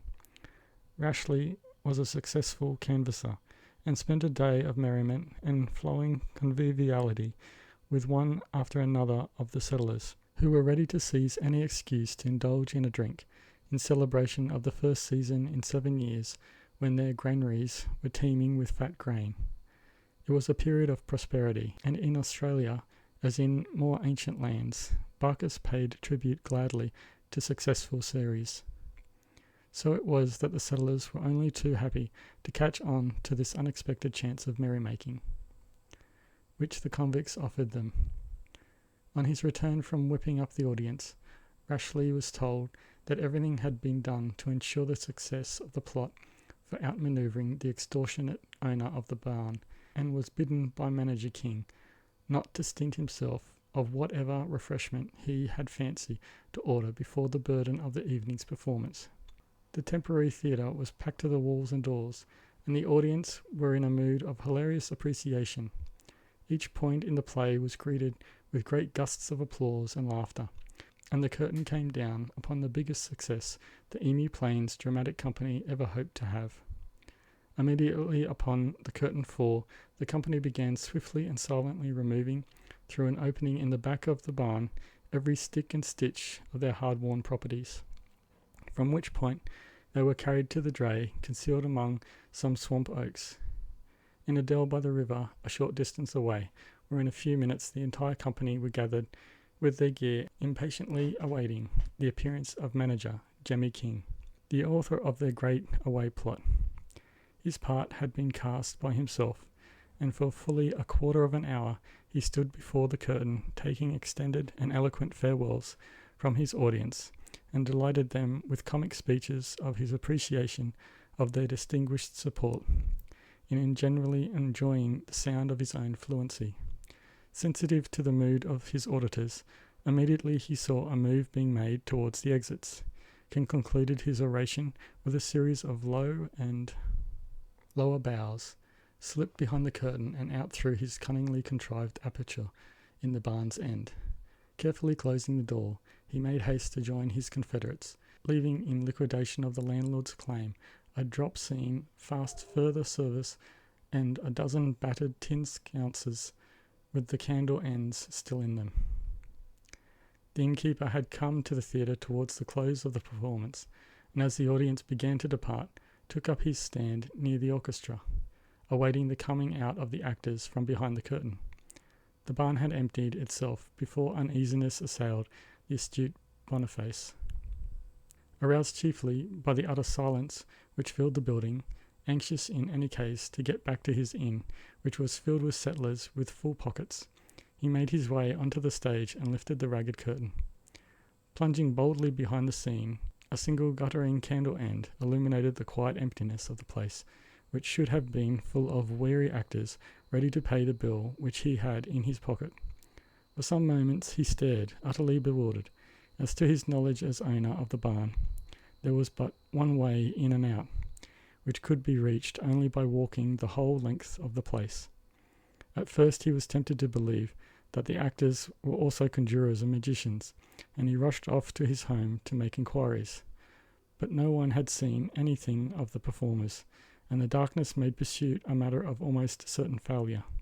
He therefore contented himself with vowing foul vengeance on the convicts, with whom he swore that he would get even, cost him what it might. In the meantime, manager Jemmy King and his jubilant company had wasted no time in starting quietly upon their return journey to camp. They followed a grassy valley on the turf of which the horses' hoofs and the drays' wheels were soundless, waded the Nepean River, and came at last to a halt in a deeply sunk dell, where they could light a fire unseen by anyone. Here they made a good meal of the food which they had extracted from their thieving host under pretence of needing it for a stage supper, and washed it down with 2 gallons of his much-vaunted rum, which they had brought with them. Hilarious as was their mood at the success of their outwitting of Boniface, they were careful not to drink to excess, as they knew with certainty that he would waste no time in laying his complaint before the camp commandant, and it was necessary that they should appear before this dreadful official in full and sober possession of their reasoning powers. They reached camp just after sunrise, and having unloaded the properties, prepared themselves for the ordeal of examination, which they were assured would soon be upon them. They were mightily relieved when Jemmy King volunteered to stand as their spokesman. He told them all to go and carry on as they would on any other Sunday, while he lay down as if to sleep in the camp theatre. At about 7 o'clock the landlord made his appearance, accompanied by the chief constable of his district, whose face was still wreathed with smiles of amusement at the lugubrious tale which his companion had poured out to him. They went to the theatre at once, and seeing manager King lying as if asleep in his full Sunday rig, the innkeeper angrily shook him. King was a natural actor, and his yawning, blinking simulation of a suddenly awakened man was one of his finest performances. The angry landlord stared at him. "You," he shouted, "what do you and your blackguarded actors mean by running away without paying your reckoning?" Jemmy King gazed at him as if uncomprehending, and then allowed his face to clear with a look of understanding. "Oh, it's you, is it?" he retorted angrily. "What the devil do you mean by breaking in here and waking me up? If you want to know, I'm telling you that we have all paid dear enough for all we ever had from you, and if you expect any more money, well, you'd best get it as best you can." The landlord met this defiance with an outpouring of indignation at such ingratitude for all his kindness to the rascally play-actors, and at last left King to go to the superintendent and lay his complaint before him. Very soon the entire dramatic company were ordered to present themselves before that high official, who, when they were paraded before him, demanded what they had to say to the charge which had been brought against them. King opened his speech for the defence with humble apologies for being forced by the visitor to occupy the time of the superintendent, and then briefly recounted the facts of the first day's proceedings, emphasising astutely the obvious charges made in the first day's bill. He then referred to the similarly extortionate second day's account, and asked his superior candidly whether it was possible that any of the men present, unaccustomed, as he knew them to be, to any intoxicating drinks, could have consumed the vast quantities of spirits charged against them in the space of about 36 hours, and to still be sober enough to play both performances and return quickly and orderly to camp. He humbly submitted that this fact alone proved the falsity of the landlord's charge. The superintendent was impressed by the speaker's logic and proceeded to examine the two bills. He asked what food had been supplied, for which a charge of 3 shillings per meal per person had been entered, and on learning the humble quantity of it, expressed the view that that charge was twice too much. Then, taking up the point of the pints of rum and gallons of cider, he could not believe that this amount had been consumed, as it was sufficient to keep every man of them drunk for at least a week, and yet here were the men alleged to have swallowed the quantity in 36 hours, as sober as men well could be. At the same time, sir, he concluded, addressing the landlord, if you wish to pursue the matter, I will order the whole company to be brought before the bench of magistrates, to answer any charge you may think fit to prefer against them. But I would recommend you to remember that there is an acting council in force which imposes a fine of $5 for every offence of serving a convict with spirits, so that perhaps he went on with a grim smile, you might lose more by taking them to court than you would gain by making them pay, in the extremely doubtful case of your winning your case. The landlord's dilemma was complete, and he had no alternative but to return whence he had come, mouthing impotent threats against Manager King and his fellow conspirators. One morning, soon after this episode, Rashleigh was kept back from work and informed that his stay at Emu Plains was ended. He was told, assigned to the service of one Mr. Arlach, a small settler at Bunbury Curran, since called Erds, and having received instructions and directions for his journey and a pass for his protection, he departed after saying farewell to his companions. Chapter 11. It was a shining spring morning on which Ralph Rashleigh walked away from the government establishment, which had been his only home for 2 years, and his mood was happier than any he had felt since landing in the colony. He was no longer doomed to herd with convicts. He was on his way to something like freedom, a man again, doing a man's work, with at least one free man for company. All desire to revert again to a criminal way of life had long since left him, and not for a moment did he think of escaping and taking to the only occupation of the fugitive convict, bushranging. There was not a happier man in Australia that morning. Privation and hardship had taught him an essential standard of well-being, and his joy was not affected by the knowledge that a handkerchief served to carry all that he possessed of worldly gear beyond the clothes he wore and a stock of 4 new shirts. In the pocket of his jacket was a little store of money amounting to something over £4. Whistling, singing snatches of song, he tramped through the bush, past the clustering farms along the river, and came presently into the gloomy twilight of a vast forest. Peculiar for the uncanny silence that brooded in it, it harboured no singing birds, only the ungregarious bellbird stabbed the omnipresent silence with its single sharp note, exactly resembling the sound of a bellwether. The only animals which Rashleigh saw sharing the brown and green solitude with him were an occasional iguana, gaudily marked, spiralling its way up a tree, or a snake suddenly lighting up the dim ground with its brilliant colouring. About noon, Rashleigh, tired and hungry, made a halt beside a pond. He lit a fire with his tinderbox and boiled some tea in a quart pot which he had brought with him, which he drank with the food with which he had been provided for his first day's journeying. His simple meal done, he lay back upon the grass, smoking his pipe and enjoying the most pleasant rest that he had had for over 2 years. So that he fell asleep until about 3 o'clock in the afternoon. He rose at once, packed his few belongings, and soldiered on.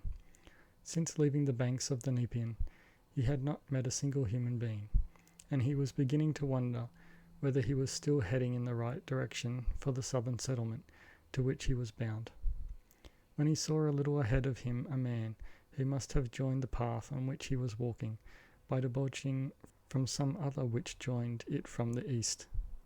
He quickened his pace and hailed the stranger, who stopped at once and waited for him to come up. They greeted one another, and Rashleigh at once inquired whether he was going right for Liverpool. The stranger, a slim youth, answered in a singularly sweet voice that he believed the road was the right one, but that he was himself almost a stranger to that part of the colony, explaining that he had lately been in Parramatta, but was now making his way from South Creek to Liverpool. In a short while they came upon a main road, which the young traveller recognised as the main highway from Sydney southward by way of Liverpool, Campbelltown, Bunbury Curran, Eards, Appin and farther. They stepped along together for half an hour, when they overtook a bullock cart, apparently without a driver, plodding steadily along, but when they came alongside they saw an old woman lying fast asleep in the bottom of the cart.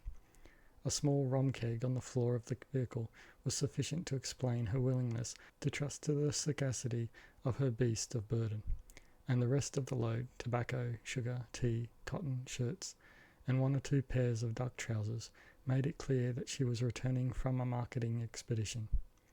"We had best waken the old girl," suggested Rashleigh, "else if she happens to be robbed, and it gets known that we passed her on the road, we are sure to be blamed and possibly punished for it."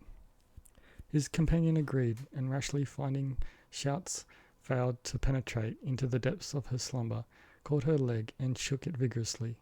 This awakened the woman, who, staring for a while, blinking moments at the 2 travellers, burst out with, "Wooya, spare me life, spare me life." The 2 men roared with laughter at the ludicrous spectacle she made, lying there with rolling eyes, clinging to the keg with a desperate grip, and it was some moments before they found breath for speech. "For the love of the Blessed Virgin, don't murder me," went on the befuddled dame. "Take what you want now, and go you your ways."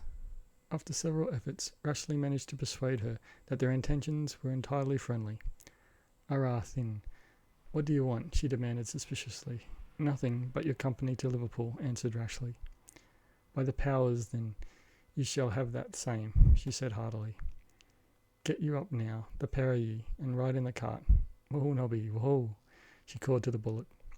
The bullock halted, as it seemed gladly, and the 2 men climbed into the cart, in which they sat on some sacks which the woman handed to them.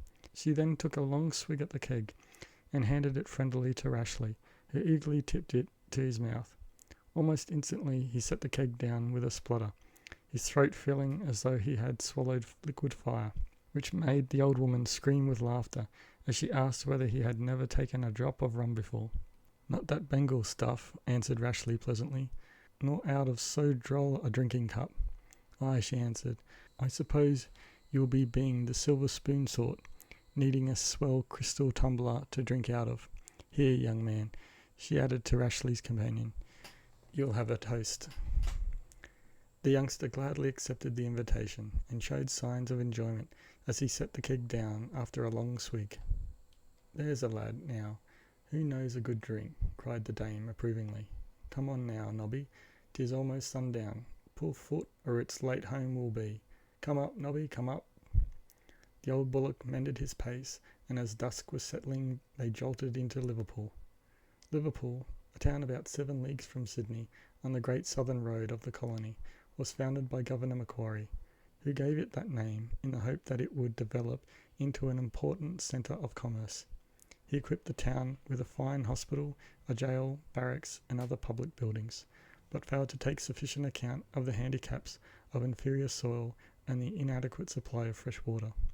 The George River, which is navigable for shell boats only up to the town from Botany Bay, certainly passes very near Liverpool, but flows with salt water, being tidal, and the only means which the later inhabitants were able to devise was a dam across the river bed to check the influence of the tides.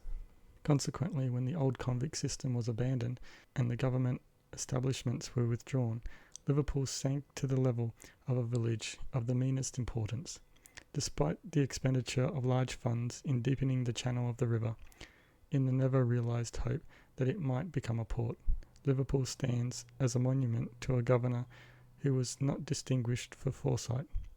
At the time, however, when Rashleigh first passed through it, there were about 1,500 convicts employed by the government there on various works, and it seemed to him, used for 2 years, to the open spaces of the plains, a bustling place, accentuated by the fact that the work people were then just returning to their homes and the convicts to the barracks. "Yirrah, there, buddy," cried a man to the old woman, "and who's them in the cart with you?" "Sure, and who should they be but my government men, you spalpeen," answered the woman with a chuckle, meaning that they were convicts assigned to her service. "Aisy now, wid you joking? Sure it ain't in earnest she is, young man, is it?" asked the questioner of Rashleigh. "That's just what we are," asserted he, entering into the spirit of the joke. "We are this lady's government men." Giving the curious one no further information, the trio rattled on in the cart through the town, and on into the country, with Biddy regularly stimulating herself with nips from the keg, until at last, and not before, every bone in Rashleigh's body was aching with the jolting. She suddenly cried, "Praise be to the Virgin! I see our lights yonder. We'll soon be home now." A few yards on, she turned off the road towards a cluster of huts standing in the centre of a large clearing, and was soon surrounded by what seemed like a pack of 50 yelping curs. The dogs were followed by a group of bare-legged urchins carrying bark torches, who came racing towards the cart with loud cries of welcome, several of them clambering on to the cart for the fun of a ride over the last few yards. As the bullock stopped at the door of a large rambling hut, Rashleigh made out through the open door several half-savage-looking creatures moving about in the light of the fire. He handed the precious keg to Biddy when she had descended from the cart, and loaded her arms with the more valued articles in her load, while the youngsters seized upon the rest and carried them within doors. Vociferous welcome greeted the old woman, followed by questions as to how she had fared at the marketing. "Why, thin acushla," answered the old woman. "I'm a'most bate and sore wore out wid travellin', but it's sure no odds now I'm safe home again once more. I sold the corn raking, and I've brought you lashings of tobaccy and sugar and a drop of the Krita. But by the jackass, it's forgetting I am. Here's 2 poor travellers, childer, that I fell in with on the road, and they'll be stopping with us the night." "Kig me falte, welcome, kindly welcome, 1,000 welcomes," came in a chorus from the friendly wild folk.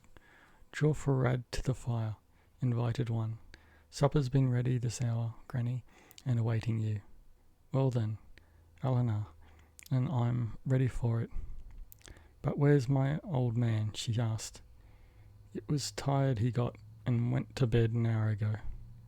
"Poor old soul," said Biddy affectionately. "Then I'll take him a drop of the Krita. He'll not mind being awakened for that." While she was attending on her husband, the company set out all the tin cups that could be mustered, and filled each with a strong peg of spirit. "Now, boys and girls," cried Biddy, as she returned and took up her cup, "I'm going to give you a sentiment, and bad luck to him as won't drink it. Here's success to old Ireland for ever and ever, amen." Rashleigh drank of the raw and burning spirit with the rest, joining in the vociferous shouts of success to old Ireland. The whole company then fell to upon a plentiful but plain supper, regarding which Biddy said that It was no meal at all, since there were no spuds to be got in the benighted colony, because they wouldn't grow in it. It was a fact in those days that potatoes would not grow in New South Wales, owing to lack of proper culture and faulty seed. The fragments of the supper were thrown to the 3 pigs which roamed at will in the hut, in honour, no doubt, of the traditional Irish hospitality to swine. There were, besides these snouters, a sick calf in one corner of the great hut, and a mare which had been given the comfort of the place for foaling 3 months ago, and had since acquired the habit of returning to it at nightfall, accompanied by her offspring, which was allowed to gambol round the supper table in search of tidbits. The whole flock of fowl were roosting in the roof, and awoke with loud crowings every time a burst of laughter disturbed them. As soon as the table was cleared of everything except the rum keg and the tin mugs, pipes were lit, and, a few neighbours dropping in, the floor was cleared and the youngsters started a dance, which went on for hours to the music of a banged tin. By midnight, most of the elders were drunkenly urging on the dancers, who in their turn rested from dancing to indulge as pretty and shameless an orgy of love-making as ever Rashleigh had seen. He kept as sober as he could, and pleaded fatigue as an excuse for not joining in the dancing, and thus became the victim of a prosy old transportee who had taken part in the Irish Rebellion of '98. This worthy sat down beside Rashleigh and regaled him with very detailed narratives of his wonderful feats at Vinegar Hill and Enniscorthy, winding up his unwonted entertainment by singing an interminable ballad celebrating the heroism of those battles, composed in the Irish language of which his listener did not know a word. An accidental interruption saved Rashleigh from having to endure the last verses, as the old fellow suddenly let out a yell that sounded like "Woo Shanavest," and rushed to the end of the hut, where a sudden fight seemed to have begun. "Woo Shanavest! Woo Kawat!" These were apparently the war cries of the suddenly contending parties, who, men and women, old and young, were hard at it with buckets, broken stools, sticks, and other articles as weapons. Never had Rashleigh witnessed such a scene of a banded fury, accompanied by the grunted curses of men, the screams of women, and the crying of children, raging and tearing at each other like beings demented. The dogs, excited by the mad battle of their masters, began to carry on a side warfare of their own, while the squeaking of the pigs and the shrill crackling of the fowls eked out a pandemonium which was deafening and terrifying. Gradually the combatants surged out of the hut and went on with the fight in the open, while Rashleigh and the other stranger exchanged comments and questions as to the cause of this unexpected break in the merriment of the evening. Presently the inmates began to struggle back, lamenting over the disorder and ruin of their home, and especially at the sight of the overturned rum keg, a great part of the contents, and which had run out onto the floor, where it mingled in an obscene puddle with the other abominations of this dormitory of beasts and men. Old Biddy was lying prone in a corner, and one of her sons, after trying to raise her, discovered that her hand was covered with blood. "Ochne, Ochne, mother darling," he cried in a wailing voice, "tell your own Pat who's been after killing you, and, by the Jackas, I'll make him smell brimstone in hell, or so I will." However the blood had come on her hand, there was nothing worse wrong with the old lady, but that she was drunk, and as with the effort of her family to restore her, her consciousness came back. She opened her eyes to the reality she seemed not to recognise. Wirra, she explained. "Where am I? Sure, it's lost and destroyed, killed and murdered I am, in the end of my days." They asked her who had beaten her, and as she was about to reply, she saw the overturned rum keg. The agility with which she leapt to her feet reassured her distracted children, and in a moment she was drinking heartily from the bunghole, and mouthing lamentations over the loss of so much good liquor. After the rest of the hut dwellers had followed her example, only one retired to rest. Rashleigh and his travelling companion being given a straw shakedown on a sheet of bark before the fire. They were the first to wake next morning, and at once the younger man made a fire, swept up the earthen floor, and tidied up the hut, so that little evidence of last night's battle remained when their hosts arose. Immediately after breakfast, followed by a drop of the Krita at the insistence of Biddy, the two men went on their way, promising to call again if ever they were passing that way. Their route was towards Campbelltown, and they walked steadily along the road until they reached the cluster of huts, which then formed the town, soon after noon. They approached the first public house, but before going in, Rashleigh's companion looked carefully through the window, as if anxious to be sure that there was no one inside whom he did not wish to encounter. Satisfied on this point, he went in with Rashleigh, and joined him in a competition as to who could most quickly drink the greatest quantity of cider. The young man demurred at Rashleigh's invitation to dine there at his expense, asking him instead to accompany him to his sister's place, which was at no great distance, and where he would be assured a welcome. Rashleigh at last agreed, and as the other went out, bought a bottle of rum, as his experience of colonial society made him sure that the spirit would be welcome at any meal. He followed his companion, who, as he appeared, parted with some women to whom he had been talking, and guided him on the road to his sister's place. After about a mile along a narrow lane running between fields of green maize, he saw at the edge of a tract of standing timber, as attractive and English-looking a little hut as he had seen since reaching Australia. Although built of an unusual bush material, it was rough-casted with mud and whitewashed, and there was a veranda along the whole of the front, with climbing plants trained around its rough pillars.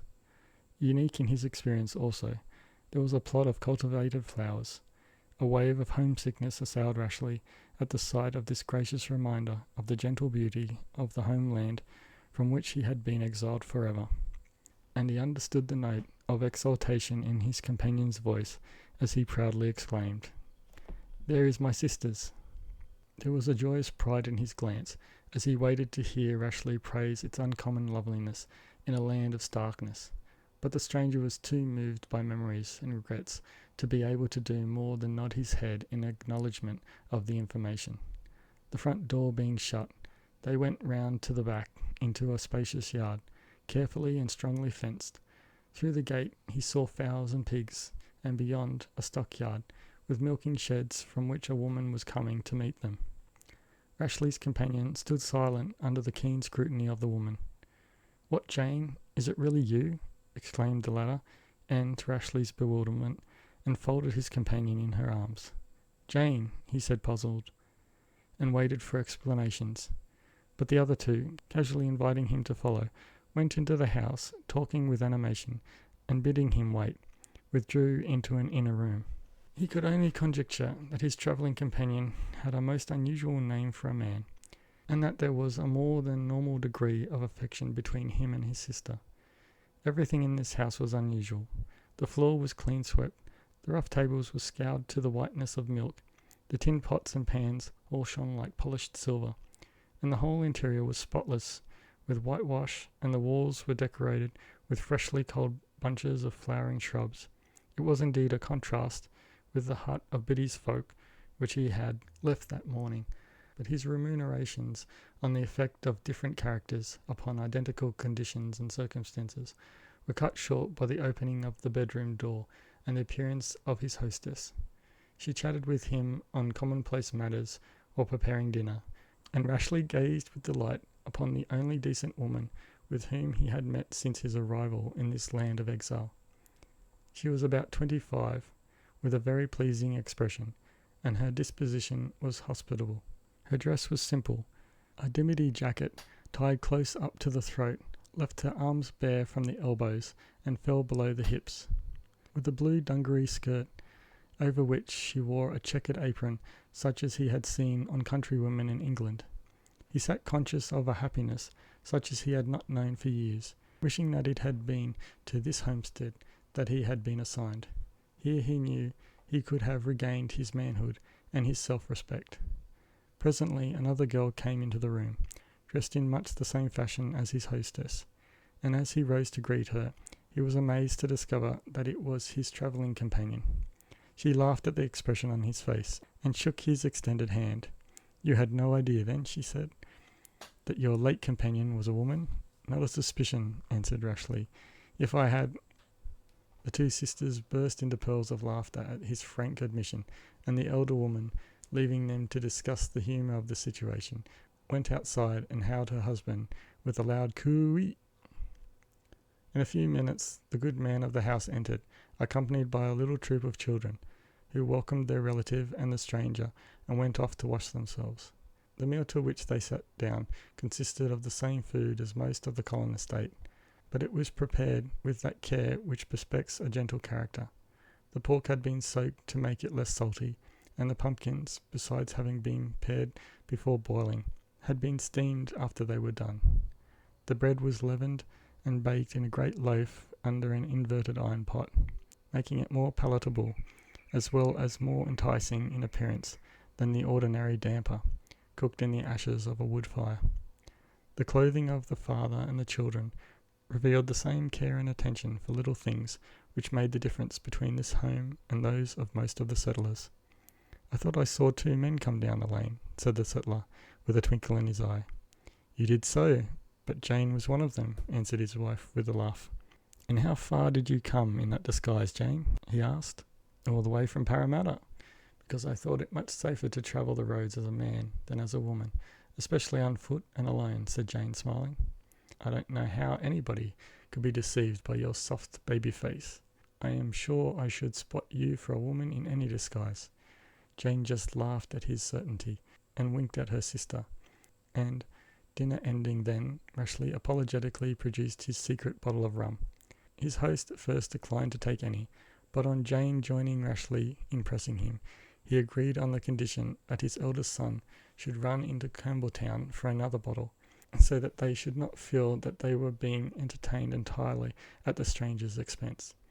The children were then sent about their chores upon the farm, and the 4 adults sat in to a game of cards, with the grog beside them for a couple of hours. By this time the sisters had wearied of the game, and retired for a rest on their beds, and shortly afterwards, at Rashleigh's suggestion, the 2 men set out to look around the farm.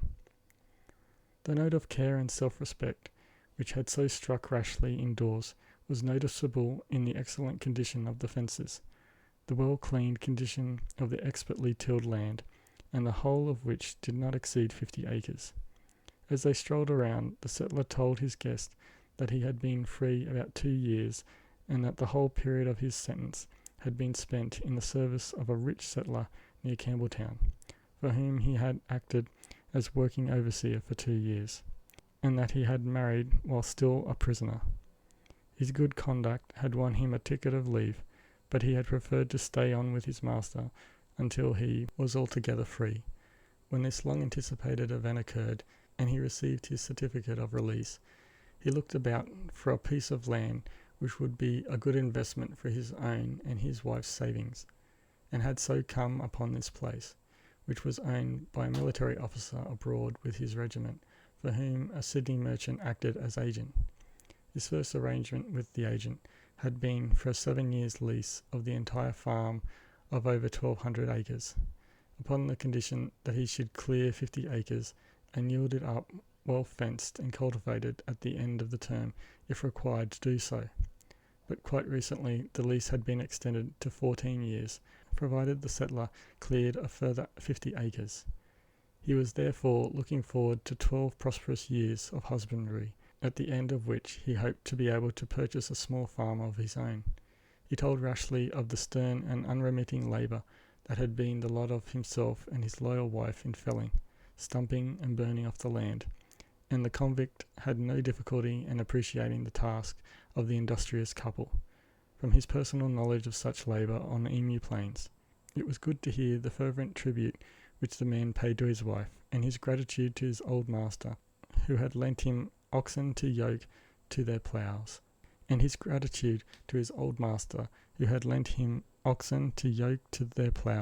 thus saving them the heart-breaking effort of breaking the land by more primitive methods.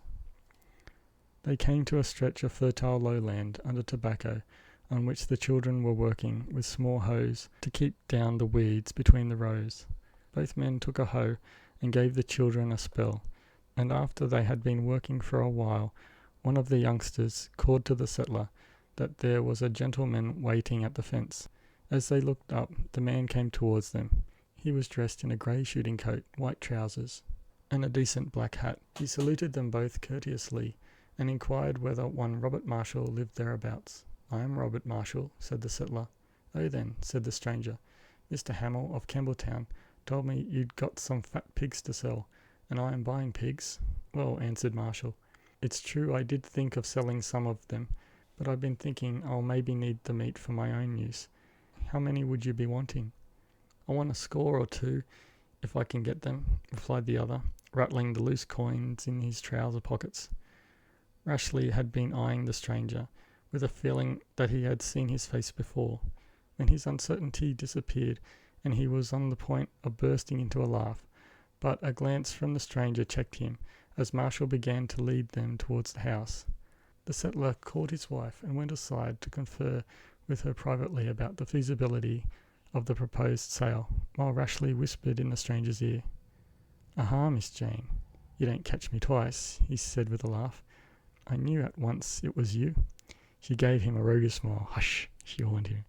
"We're going to have some fun with Bob."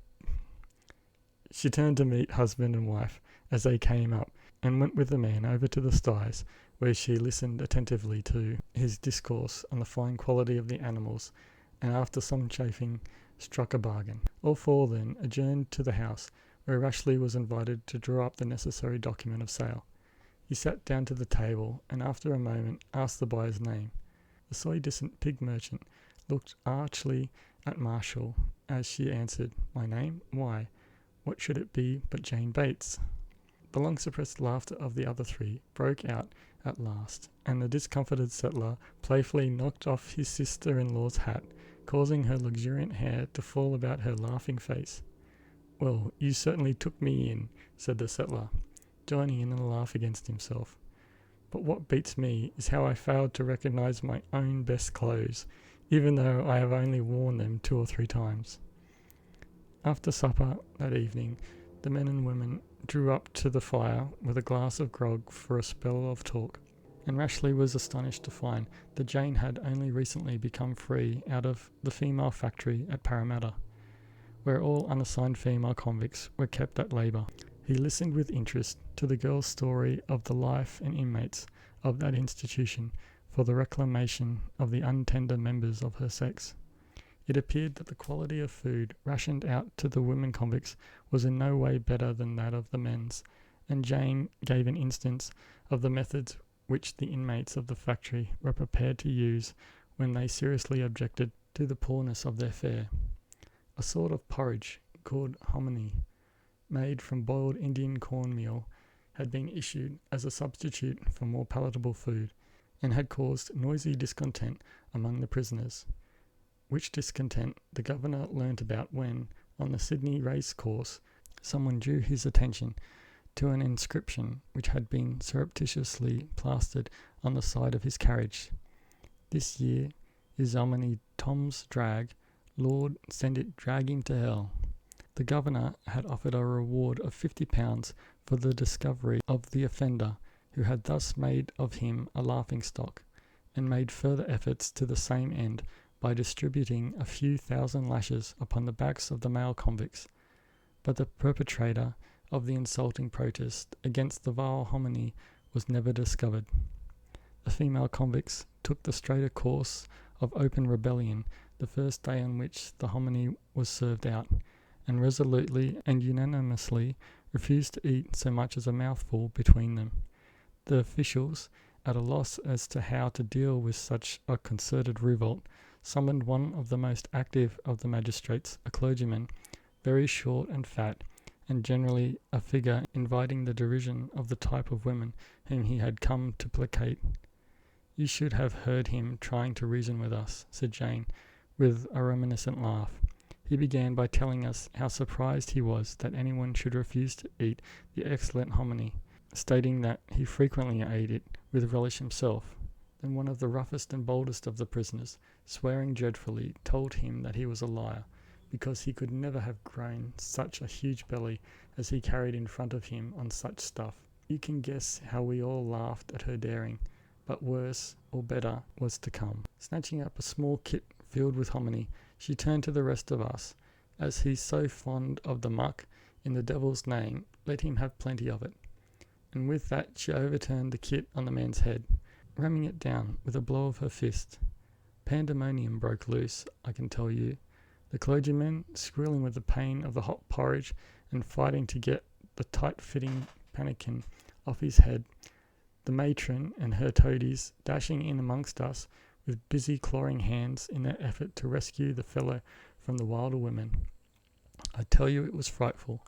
In the end the convicts overpowered the matron and the other officials, made each of them swallow as much hominy as would suffice 6 women, and cut the hair off every one of them as short as the friar's.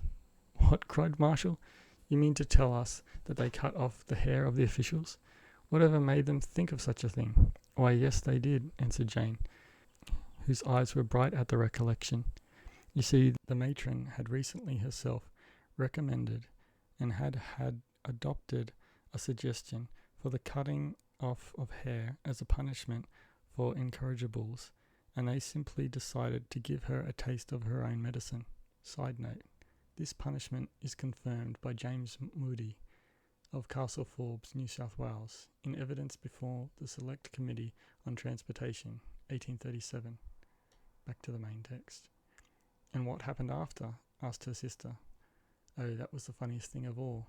They called out the soldiers to keep the women within bounds until they could get hold of the ringleaders before they made their escape. But it was an Irish regiment that they called on, and the soldiers simply grounded arms, saying they would sooner kiss the darlings than obey the order to charge. So the ringleaders got away for long enough to make it difficult to say which of the women had been most active in the revolt.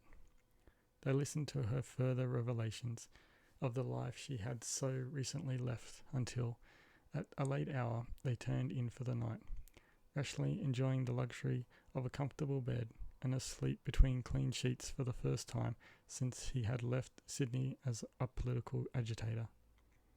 In the morning, declining to wait for the breakfast, which Marshall hospitably offered, he took his leave of the people who had given him the only really happy day since he had come to Australia, promising to call and see them if ever he could get leave from the unknown master to whom he had been assigned. Before he was out of sight of the comely homestead, he paused and looked upon its typical English beauty, and went on his way, a prey to the torment of the might-have-been. Chapter 12. As he walked back on his yesterday's tracks towards Campbelltown, he wondered whether the teasing hope that had come to his mind that Mr. Arlach's home would be like the one he had just left, would be realized. He dared not let the expectation get hold of his imagination, for he knew too well how roughly the average lower-class Australian settler was content to live. But while he was eating his breakfast in a small public house in Campbelltown, he toyed with the idea that his luck might hold even to this relative miracle. When he had finished his meal, he went up to a group of idlers playing quoits and asked them to direct him to Mr. Arlach's. "Mr. Arlach's," answered one of the men, in a tone of contempt. "I never knowed he had got a handle to his name afore." "What do you think?" he called to his companions. "Here's a cove wants to find out Mr. Arlach's. Ain't that a good un?" After the laughter which greeted this remark had subsided, the speaker asked Rashleigh how long he had been in the colony. "About 2 years and a half," he answered. "As green as that still, eh?" went on the speaker. "Let me tell you that Lunnon Bob is the name we gives to your Mr. Arlach. What do you want with him, anyhow, mate?" "Why, I'm assigned to him," answered Rashleigh. "Assigned to him, are you?" said the man. "Let's have a look at your teeth." As the newcomer innocently opened his mouth, the man looked at his teeth and added, "You'd best knock half of them grinders of yours clean out of your head, for all the need you'll have of them at Lennon Bob's. And I tell you, Polly Arlark will hate you like hell at sight of them, and swear that you have come to eat her out of house and home. Rashleigh saw clearly from this talk that there was nothing enviable about the place to which he was assigned, and was about to leave the group of jeering fellows when one of them offered him a drink out of a mug he held out to him. "Don't take it too serious," he said in a friendly tone. "It isn't quite as bad as they make out. Take a drop of this, for of that you won't have the chance again very soon. Now you see them slip rails?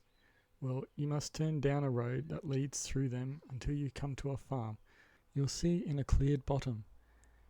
Inquire there, and they will tell you the way to Bob's." Rashleigh took a swig at the mug and thanked the man, managed to find his way to Bob Arlark's farm. Even at a first glance he realised how fantastic had been his hope of the morning. In one corner, about 10 acres of straggling maize was striving to hold its own with the weeds, which grew more plentiful than the grain, and it seemed that the rest of the cleared land had been given over entirely to the weeds. The fencing of the paddock was in the last stage of disrepair, and could no longer serve to keep out animal or beast. Rashleigh, full of misgiving, made his way down a narrow path towards the cluster of huts at the farther end of the clearing, and his drooping spirits sank lower at a nearer view of his new home. The principal dwelling of the Arlarks touched the nadir of even Australian architecture of that day, in sheer ugliness and shapelessness. Crude props shored up the leaning walls, gaping holes showed in the barked roof, and the walls were unsightly with gaps between the timbers, half stopped up with dirty plaster and mud. As he reached the threshold, a flock of scraggy fowls fluttered out of the house past his head. At first he was uncertain whether the human being whom he saw standing in the gloom of the hut was man or woman. So quaintly and filthily was she dressed, and so tangled and matted was her hair under a man's tattered hat. But as his eyes grew accustomed to the half-light, he saw that she was wearing a petticoat. A more repulsive member of her sex he had never seen, but he discreetly addressed her with courtesy. "Pray, ma'am, is Mr. Arlark at home?" "He'll be here just now," she answered surlily. "What do you want with him?" "Why, ma'am, I'm assigned to him from Emu Plains." "Oh, so you're the new government man. Sit down and rest yourself," she said, and turned away to continue whatever had been her occupation amongst the disorder. Whilst he sat waiting for whatever should happen next, he took stock of the woman who was to share with Arlark the ordering of his future existence. She was a thin woman about middle height, and the most noticeable features were her small green eyes, set cavernously deep in their sockets, beneath dirty flaxen eyebrows of unusual thickness. Her irregular long nose resembled more than any other thing the broken bill of a cockatoo. Her complexion was dirt-coloured, and her voice a queer mixture of a growl and a squawk. The foulness of her person and clothes, neither of which seemed ever to have been washed, was reflected in the condition of the hut, which contained a simple chaos of everything that a house could contain. The floor was fouled with chicken's dung, with puddles of noxious water in every hollow. Fleas held carnival on the floor, and clouds of humming flies revelled in the air. Rashleigh sat overwhelmed by the sordidness of the scene, when suddenly a pot on the fire near which he was sitting boiled over. "What in the hell are you gaping at, you scum?" squawked his new mistress. "Why don't you take the blasted pot off? You'd better look a little sharp here," she added, as he hastened to do her bidding. "We've got no use for sleepy-going coves about this farm." When presently Bob Arlark appeared at the door, Rashleigh saw that he was as sordid and abandoned as his wife. "Here, Bob, is the new government man for you," said the woman, handing her husband the pass which Rashleigh had given her on his arrival. The man made a pretence of reading the pass, and watching him, Rashleigh wondered how two such human gargoyles could ever have come together. The man's tongue hung out of the widest mouth he had ever seen. His eyes squinted terribly, and his seamed and furrowed face was pitted with the ravages of smallpox. He turned upon Rashleigh with the bullying air. "Well, and why didn't you get here sooner, eh?" he demanded truculently. "You've took too long coming." "I'm not a very good hand at walking," answered Rashleigh, "but I did not waste any time on the road." Perhaps not. Anyways, I won't take any further notice of this breach. Sally, did you give him his mess?" "No, I didn't." "I thought there was time enough," answered his wife. "Well, give it to him now, and let him go to his hut," ordered the master of the place. "What are you going to put your mess in?" she demanded. "Well, I don't know," replied Rashleigh, "unless you may be kind enough to lend me a bag." "Lend you a bag, indeed! A fine pass I must have come to, if I've to make bags for government men," she said in a tone by which she meant to remind the convict of the social chasm between herself and him. "Very well, ma'am," answered Rashleigh mildly. "I'll put it in my handkerchief and hat." She thereupon measured out for him an exact quart of maize, and gave him 4 pounds of salt. "There now, there's your week's mess. You can come to me this day week for more," she said. "And there's your hut," she added, pointing to a hut which stood beyond 3 small hayricks. Rashleigh went towards the desolate and neglected-looking place in which he was to live during his assignment to Arluck, and found upon entering it that there was to be no improvement here upon the conditions which he had so recently left on Emu Plains. It contained 2 rough sleeping berths of bark, 2 blocks of wood to serve as seats, and some pieces of broken iron pots by way of furniture. There were some rough rags hanging on a fence opposite the door, which had once been blankets, and were obviously intended to serve him for bed covering. After one comprehensive glance round the forbidding place, he went to the steel mill and ground up his pittance of maize, a task which occupied him until sunset. Returning to the hut, he gathered some wood and made a fire, and then set to with a broom impoverished from well-leafed boughs to sweep the filthy floor, and, while he was doing this, his future companion came into the hut, carrying a calabash full of water. He was as gaunt and woebegone as wretch as Rashleigh had seen since coming to the colony, and was in a state of extreme emaciation. A glimmer of interest came to his rheumy eyes at sight of the newcomer. "Well, mate," he said in a melancholy voice, "so you've come home, I see." "Aye," replied Rashleigh, "and a pretty home it is to come to, of all the rat holes." The other shrugged with the hopeless gesture of one who had long ceased to complain of the inevitable, slouched out to bring in his tattered bedclothes, and set upon preparing a mean meal of hominy. Rashleigh followed his example, and the 2 outcasts sat down and ate their meagre food without any seasoning. When they had finished, the older hand took out some loose dried leaves of bush tobacco. "Have some?" he asked, offering the weed. "My name's Jem." Rashleigh declined the offer, and Jem, without comment, filled his pipe and smoked on in silence for some time. "Got a blanket yet?" he asked sullenly. "No? Then you'd best go up to the house and ask for one."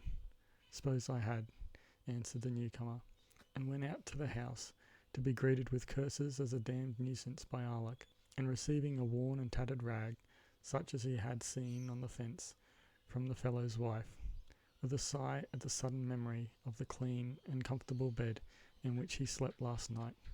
He went back to the hut and made the best of a shakedown of straw.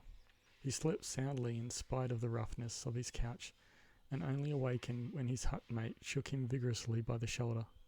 "Get up quick," the man said, a note of alarm in his voice. "The laughing jackasses have been crying this long while." Rashleigh at once tumbled out of bed and began hastily to clothe himself, and before he was fully dressed, Arluck appeared in the doorway. "Hey, you pair of bloody hangabouts," he yelled. "Do you mean to stay there all the damn day? As for you, my fine swell," he added, turning to Rashleigh, "don't go getting into your head that you're going to do as you like here. You better learn to brighten your lamps bedtimes, or I'll try what a good flogging will do to waken you up. As for you, Jem, you ought to know better. How do you think I'm going to keep you in victuals, if you lie there stinking till all hours of the morning, eh?" "Why, Bob," answered Jem, in a consolatory tone, "I must have overslept myself, and this young fellow was naturally tired after his journey." "Bob, indeed," shouted the other. bridling at the old hand's familiarity before the new man. "Mr. Arlach, or master at least, it's got to be in your mouth, and don't you forget it. Do you think I went all through the misery of lagging to be bobbed by you, now that I've got my freedom?" Still growling his displeasure, he led them to the house and handed to each an outsized hoe. "There, Jem," he said, "you know the new ground. Go there and pitch into it with your new mate, and I'll be down presently." They trudged to the distant part of the farm, where a tract had recently been cleared of timber, and Jem explained that they had to get to work on a separate section, as Bob Arlach always measured the amount of ground broken by each, the settler always insisting upon each government man in his employ doing the full allotted task of 13 superficial rods, 2 spits deep per day. This scheduled measurement was based upon what could be done on normally moist soil, but the land on which these 2 men were put was so hard that the hoe rebounded from the surface more often than it penetrated. Rashleigh assumed that his lack of skill would be made good by use to the new job, and wrought with a will in the hope of developing dexterity in his task, which, by the time they went to the hut for breakfast, had him bathed in sweat. Soon after they had resumed work, Arlach came to abuse Rashleigh. "You don't get the laugh of me that way," he said threateningly. "If you haven't done every inch of your job by sundown, you will go to court and find out that there was no gammon about Bob Arlach." As the day went on, he began to wish himself back at Emu Plains. The work was heartbreaking and backbreaking, and during the last 2 hours he plied his hoe to the accompaniment of sneers and curses from his employer, but managed to get his portion of land broken a few minutes after sunset, without having once given way to the temptation to fling insolent answers in the teeth of his tormentor. His job done, aching in every inch of his body, he crawled over to his hut, dropped on to his bed, and, without even troubling to prepare any food, slept until morning. Arlach was typical of a large class of settlers in New South Wales at that time. To him, a government servant was simply a slave, a mechanism for making money by means of merciless overworking. If any man broke down physically under the strain of the often too heavy and unaccustomed work, they simply returned the weaklings to establishment and took new ones in exchange. It was only recently that Sir R. Darling, the then governor, had introduced regulations to compel the supply to the convicts of an equitable quantity of food and clothing, and even so a common system of evasion was practiced by the settlers, against which the victims had practically no appeal or recourse.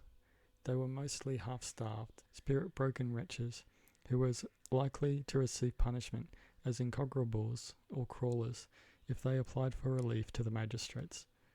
And even if they happened to win an appeal against the master, he was always able, by renewed cruelty, to make them regret their success. The majority of the settlers were time-expired convicts who had themselves suffered by the treatment, and by that curious twist in human nature, they mostly took pleasure in visiting the same hardships as they had endured upon the unfortunate men who were assigned to them. They were a rapacious class, but lacking in that self-control which is essential for the building of a fortune upon small beginnings, and the profits of the harvest were as often as not dissipated in a burst of debauchery which left them penniless for the rest of the year. It was an almost normal condition for settler, family and assigned men to live for over half a year on maize and a small ration of pork. Against all the ill treatment and hardship, there was only the magistrates' court from which to seek relief and protection. But as the magistrates were to a man employers of assigned convicts, their interest was so naturally the maintenance of the most stringent system of discipline and subordination, that the aggrieved men were practically helpless. As a matter of course, the type of convict who had, by reason of his especially evil character, become camp constable, overseer, and other petty official, pursued a similar course when he became free, by creeping by devious methods on to the bench of magistrates, there to exercise his tyranny in new and more powerful ways. At this period, the position of men in the circumstances of Ralph Rashleigh was as hopeless as it could be. It was not long before Rashleigh was broken to the tough labour with the hoe, and though his muscles were hardened by the strain, he was tormented by hunger and sought ways and means of adding to his meagre ration. The old trick of grating corn to meal, which he had learnt on the plains, did not satisfy him. He wanted more meat, and contrived to get it by trapping stealthily occasional fowls from Mr. Arlocke's stock. The woman soon noticed this thinning of her flock, and for want of any other explanation, straightly charged her government men with stealing them. One night, just as Rashleigh had finished boiling 2 young ducklings, he looked from the pot and saw his task mistress on her way to the hut. He managed to snatch the birds out of the water and secrete them in a hole in the floor which he had dug in anticipation of such an emergency. When in she came, red with anger at the appetizing smell which all his quickness had been unable to cope with, she accused him of stealing the birds in language which shocked even his hardened ears. But he answered by inviting her to search the hut. She did so, but failed to find any trace of the ducks, except the steaming water in the pot in which they had been boiled. She went back to the house, fuming with rage at having been checkmated, and vowing that she would nail the crime on to him yet. Thereafter Rashleigh abandoned the hut as a cookhouse, but continued to purloin birds whenever he could safely trap them, resorting to the bushman's method of cooking. He lighted fires in secluded parts of the bush, and after they had been burned down to a red glow, enveloped the birds in tempered clay, without removing the feathers or entrails, covering the whole mass with hot ashes, and leaving it until the casing had hardened, by which time the food was done to a turn. On opening, birds cooked in this fashion, the entrails fall out in a lump, leaving the flesh clean and wholesome.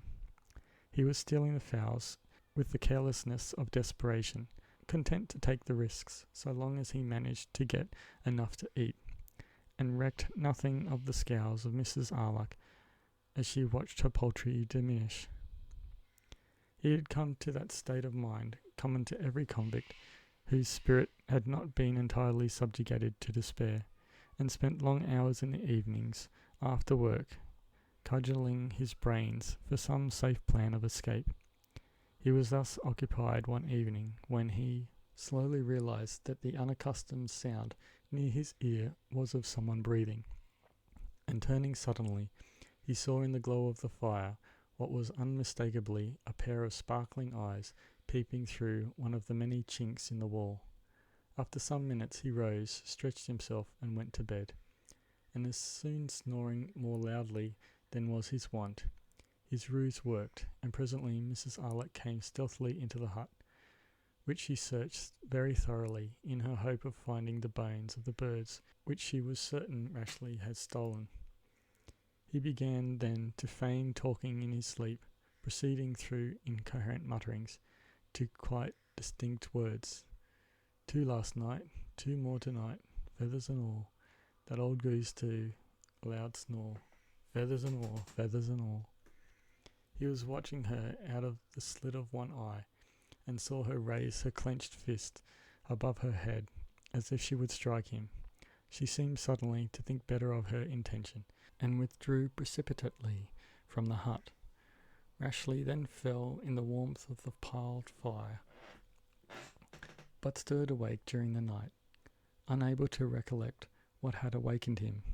As his eyes roamed around the hut's walls, he saw, in the light of the fire, the pattern of his mistress's plaid cloak filling part of one of the wide gaps between the slabs of the wall. Rashleigh rose and, going over to the fireplace, pretended to stumble against a simmering pot of water, which still rested on the burning logs. With an angry curse, he lifted the pot and flung its contents full against the part of the wall where the plaid was showing. A shriek told him that his eyes had not betrayed him, and rushing out of the hut, he ran into Mrs. Arlocke, who greeted him with a stream of foul oaths, swearing that he had scolded her to death. "If there is law or justice in New South Wales," she shouted, "I'll have you hanged for this."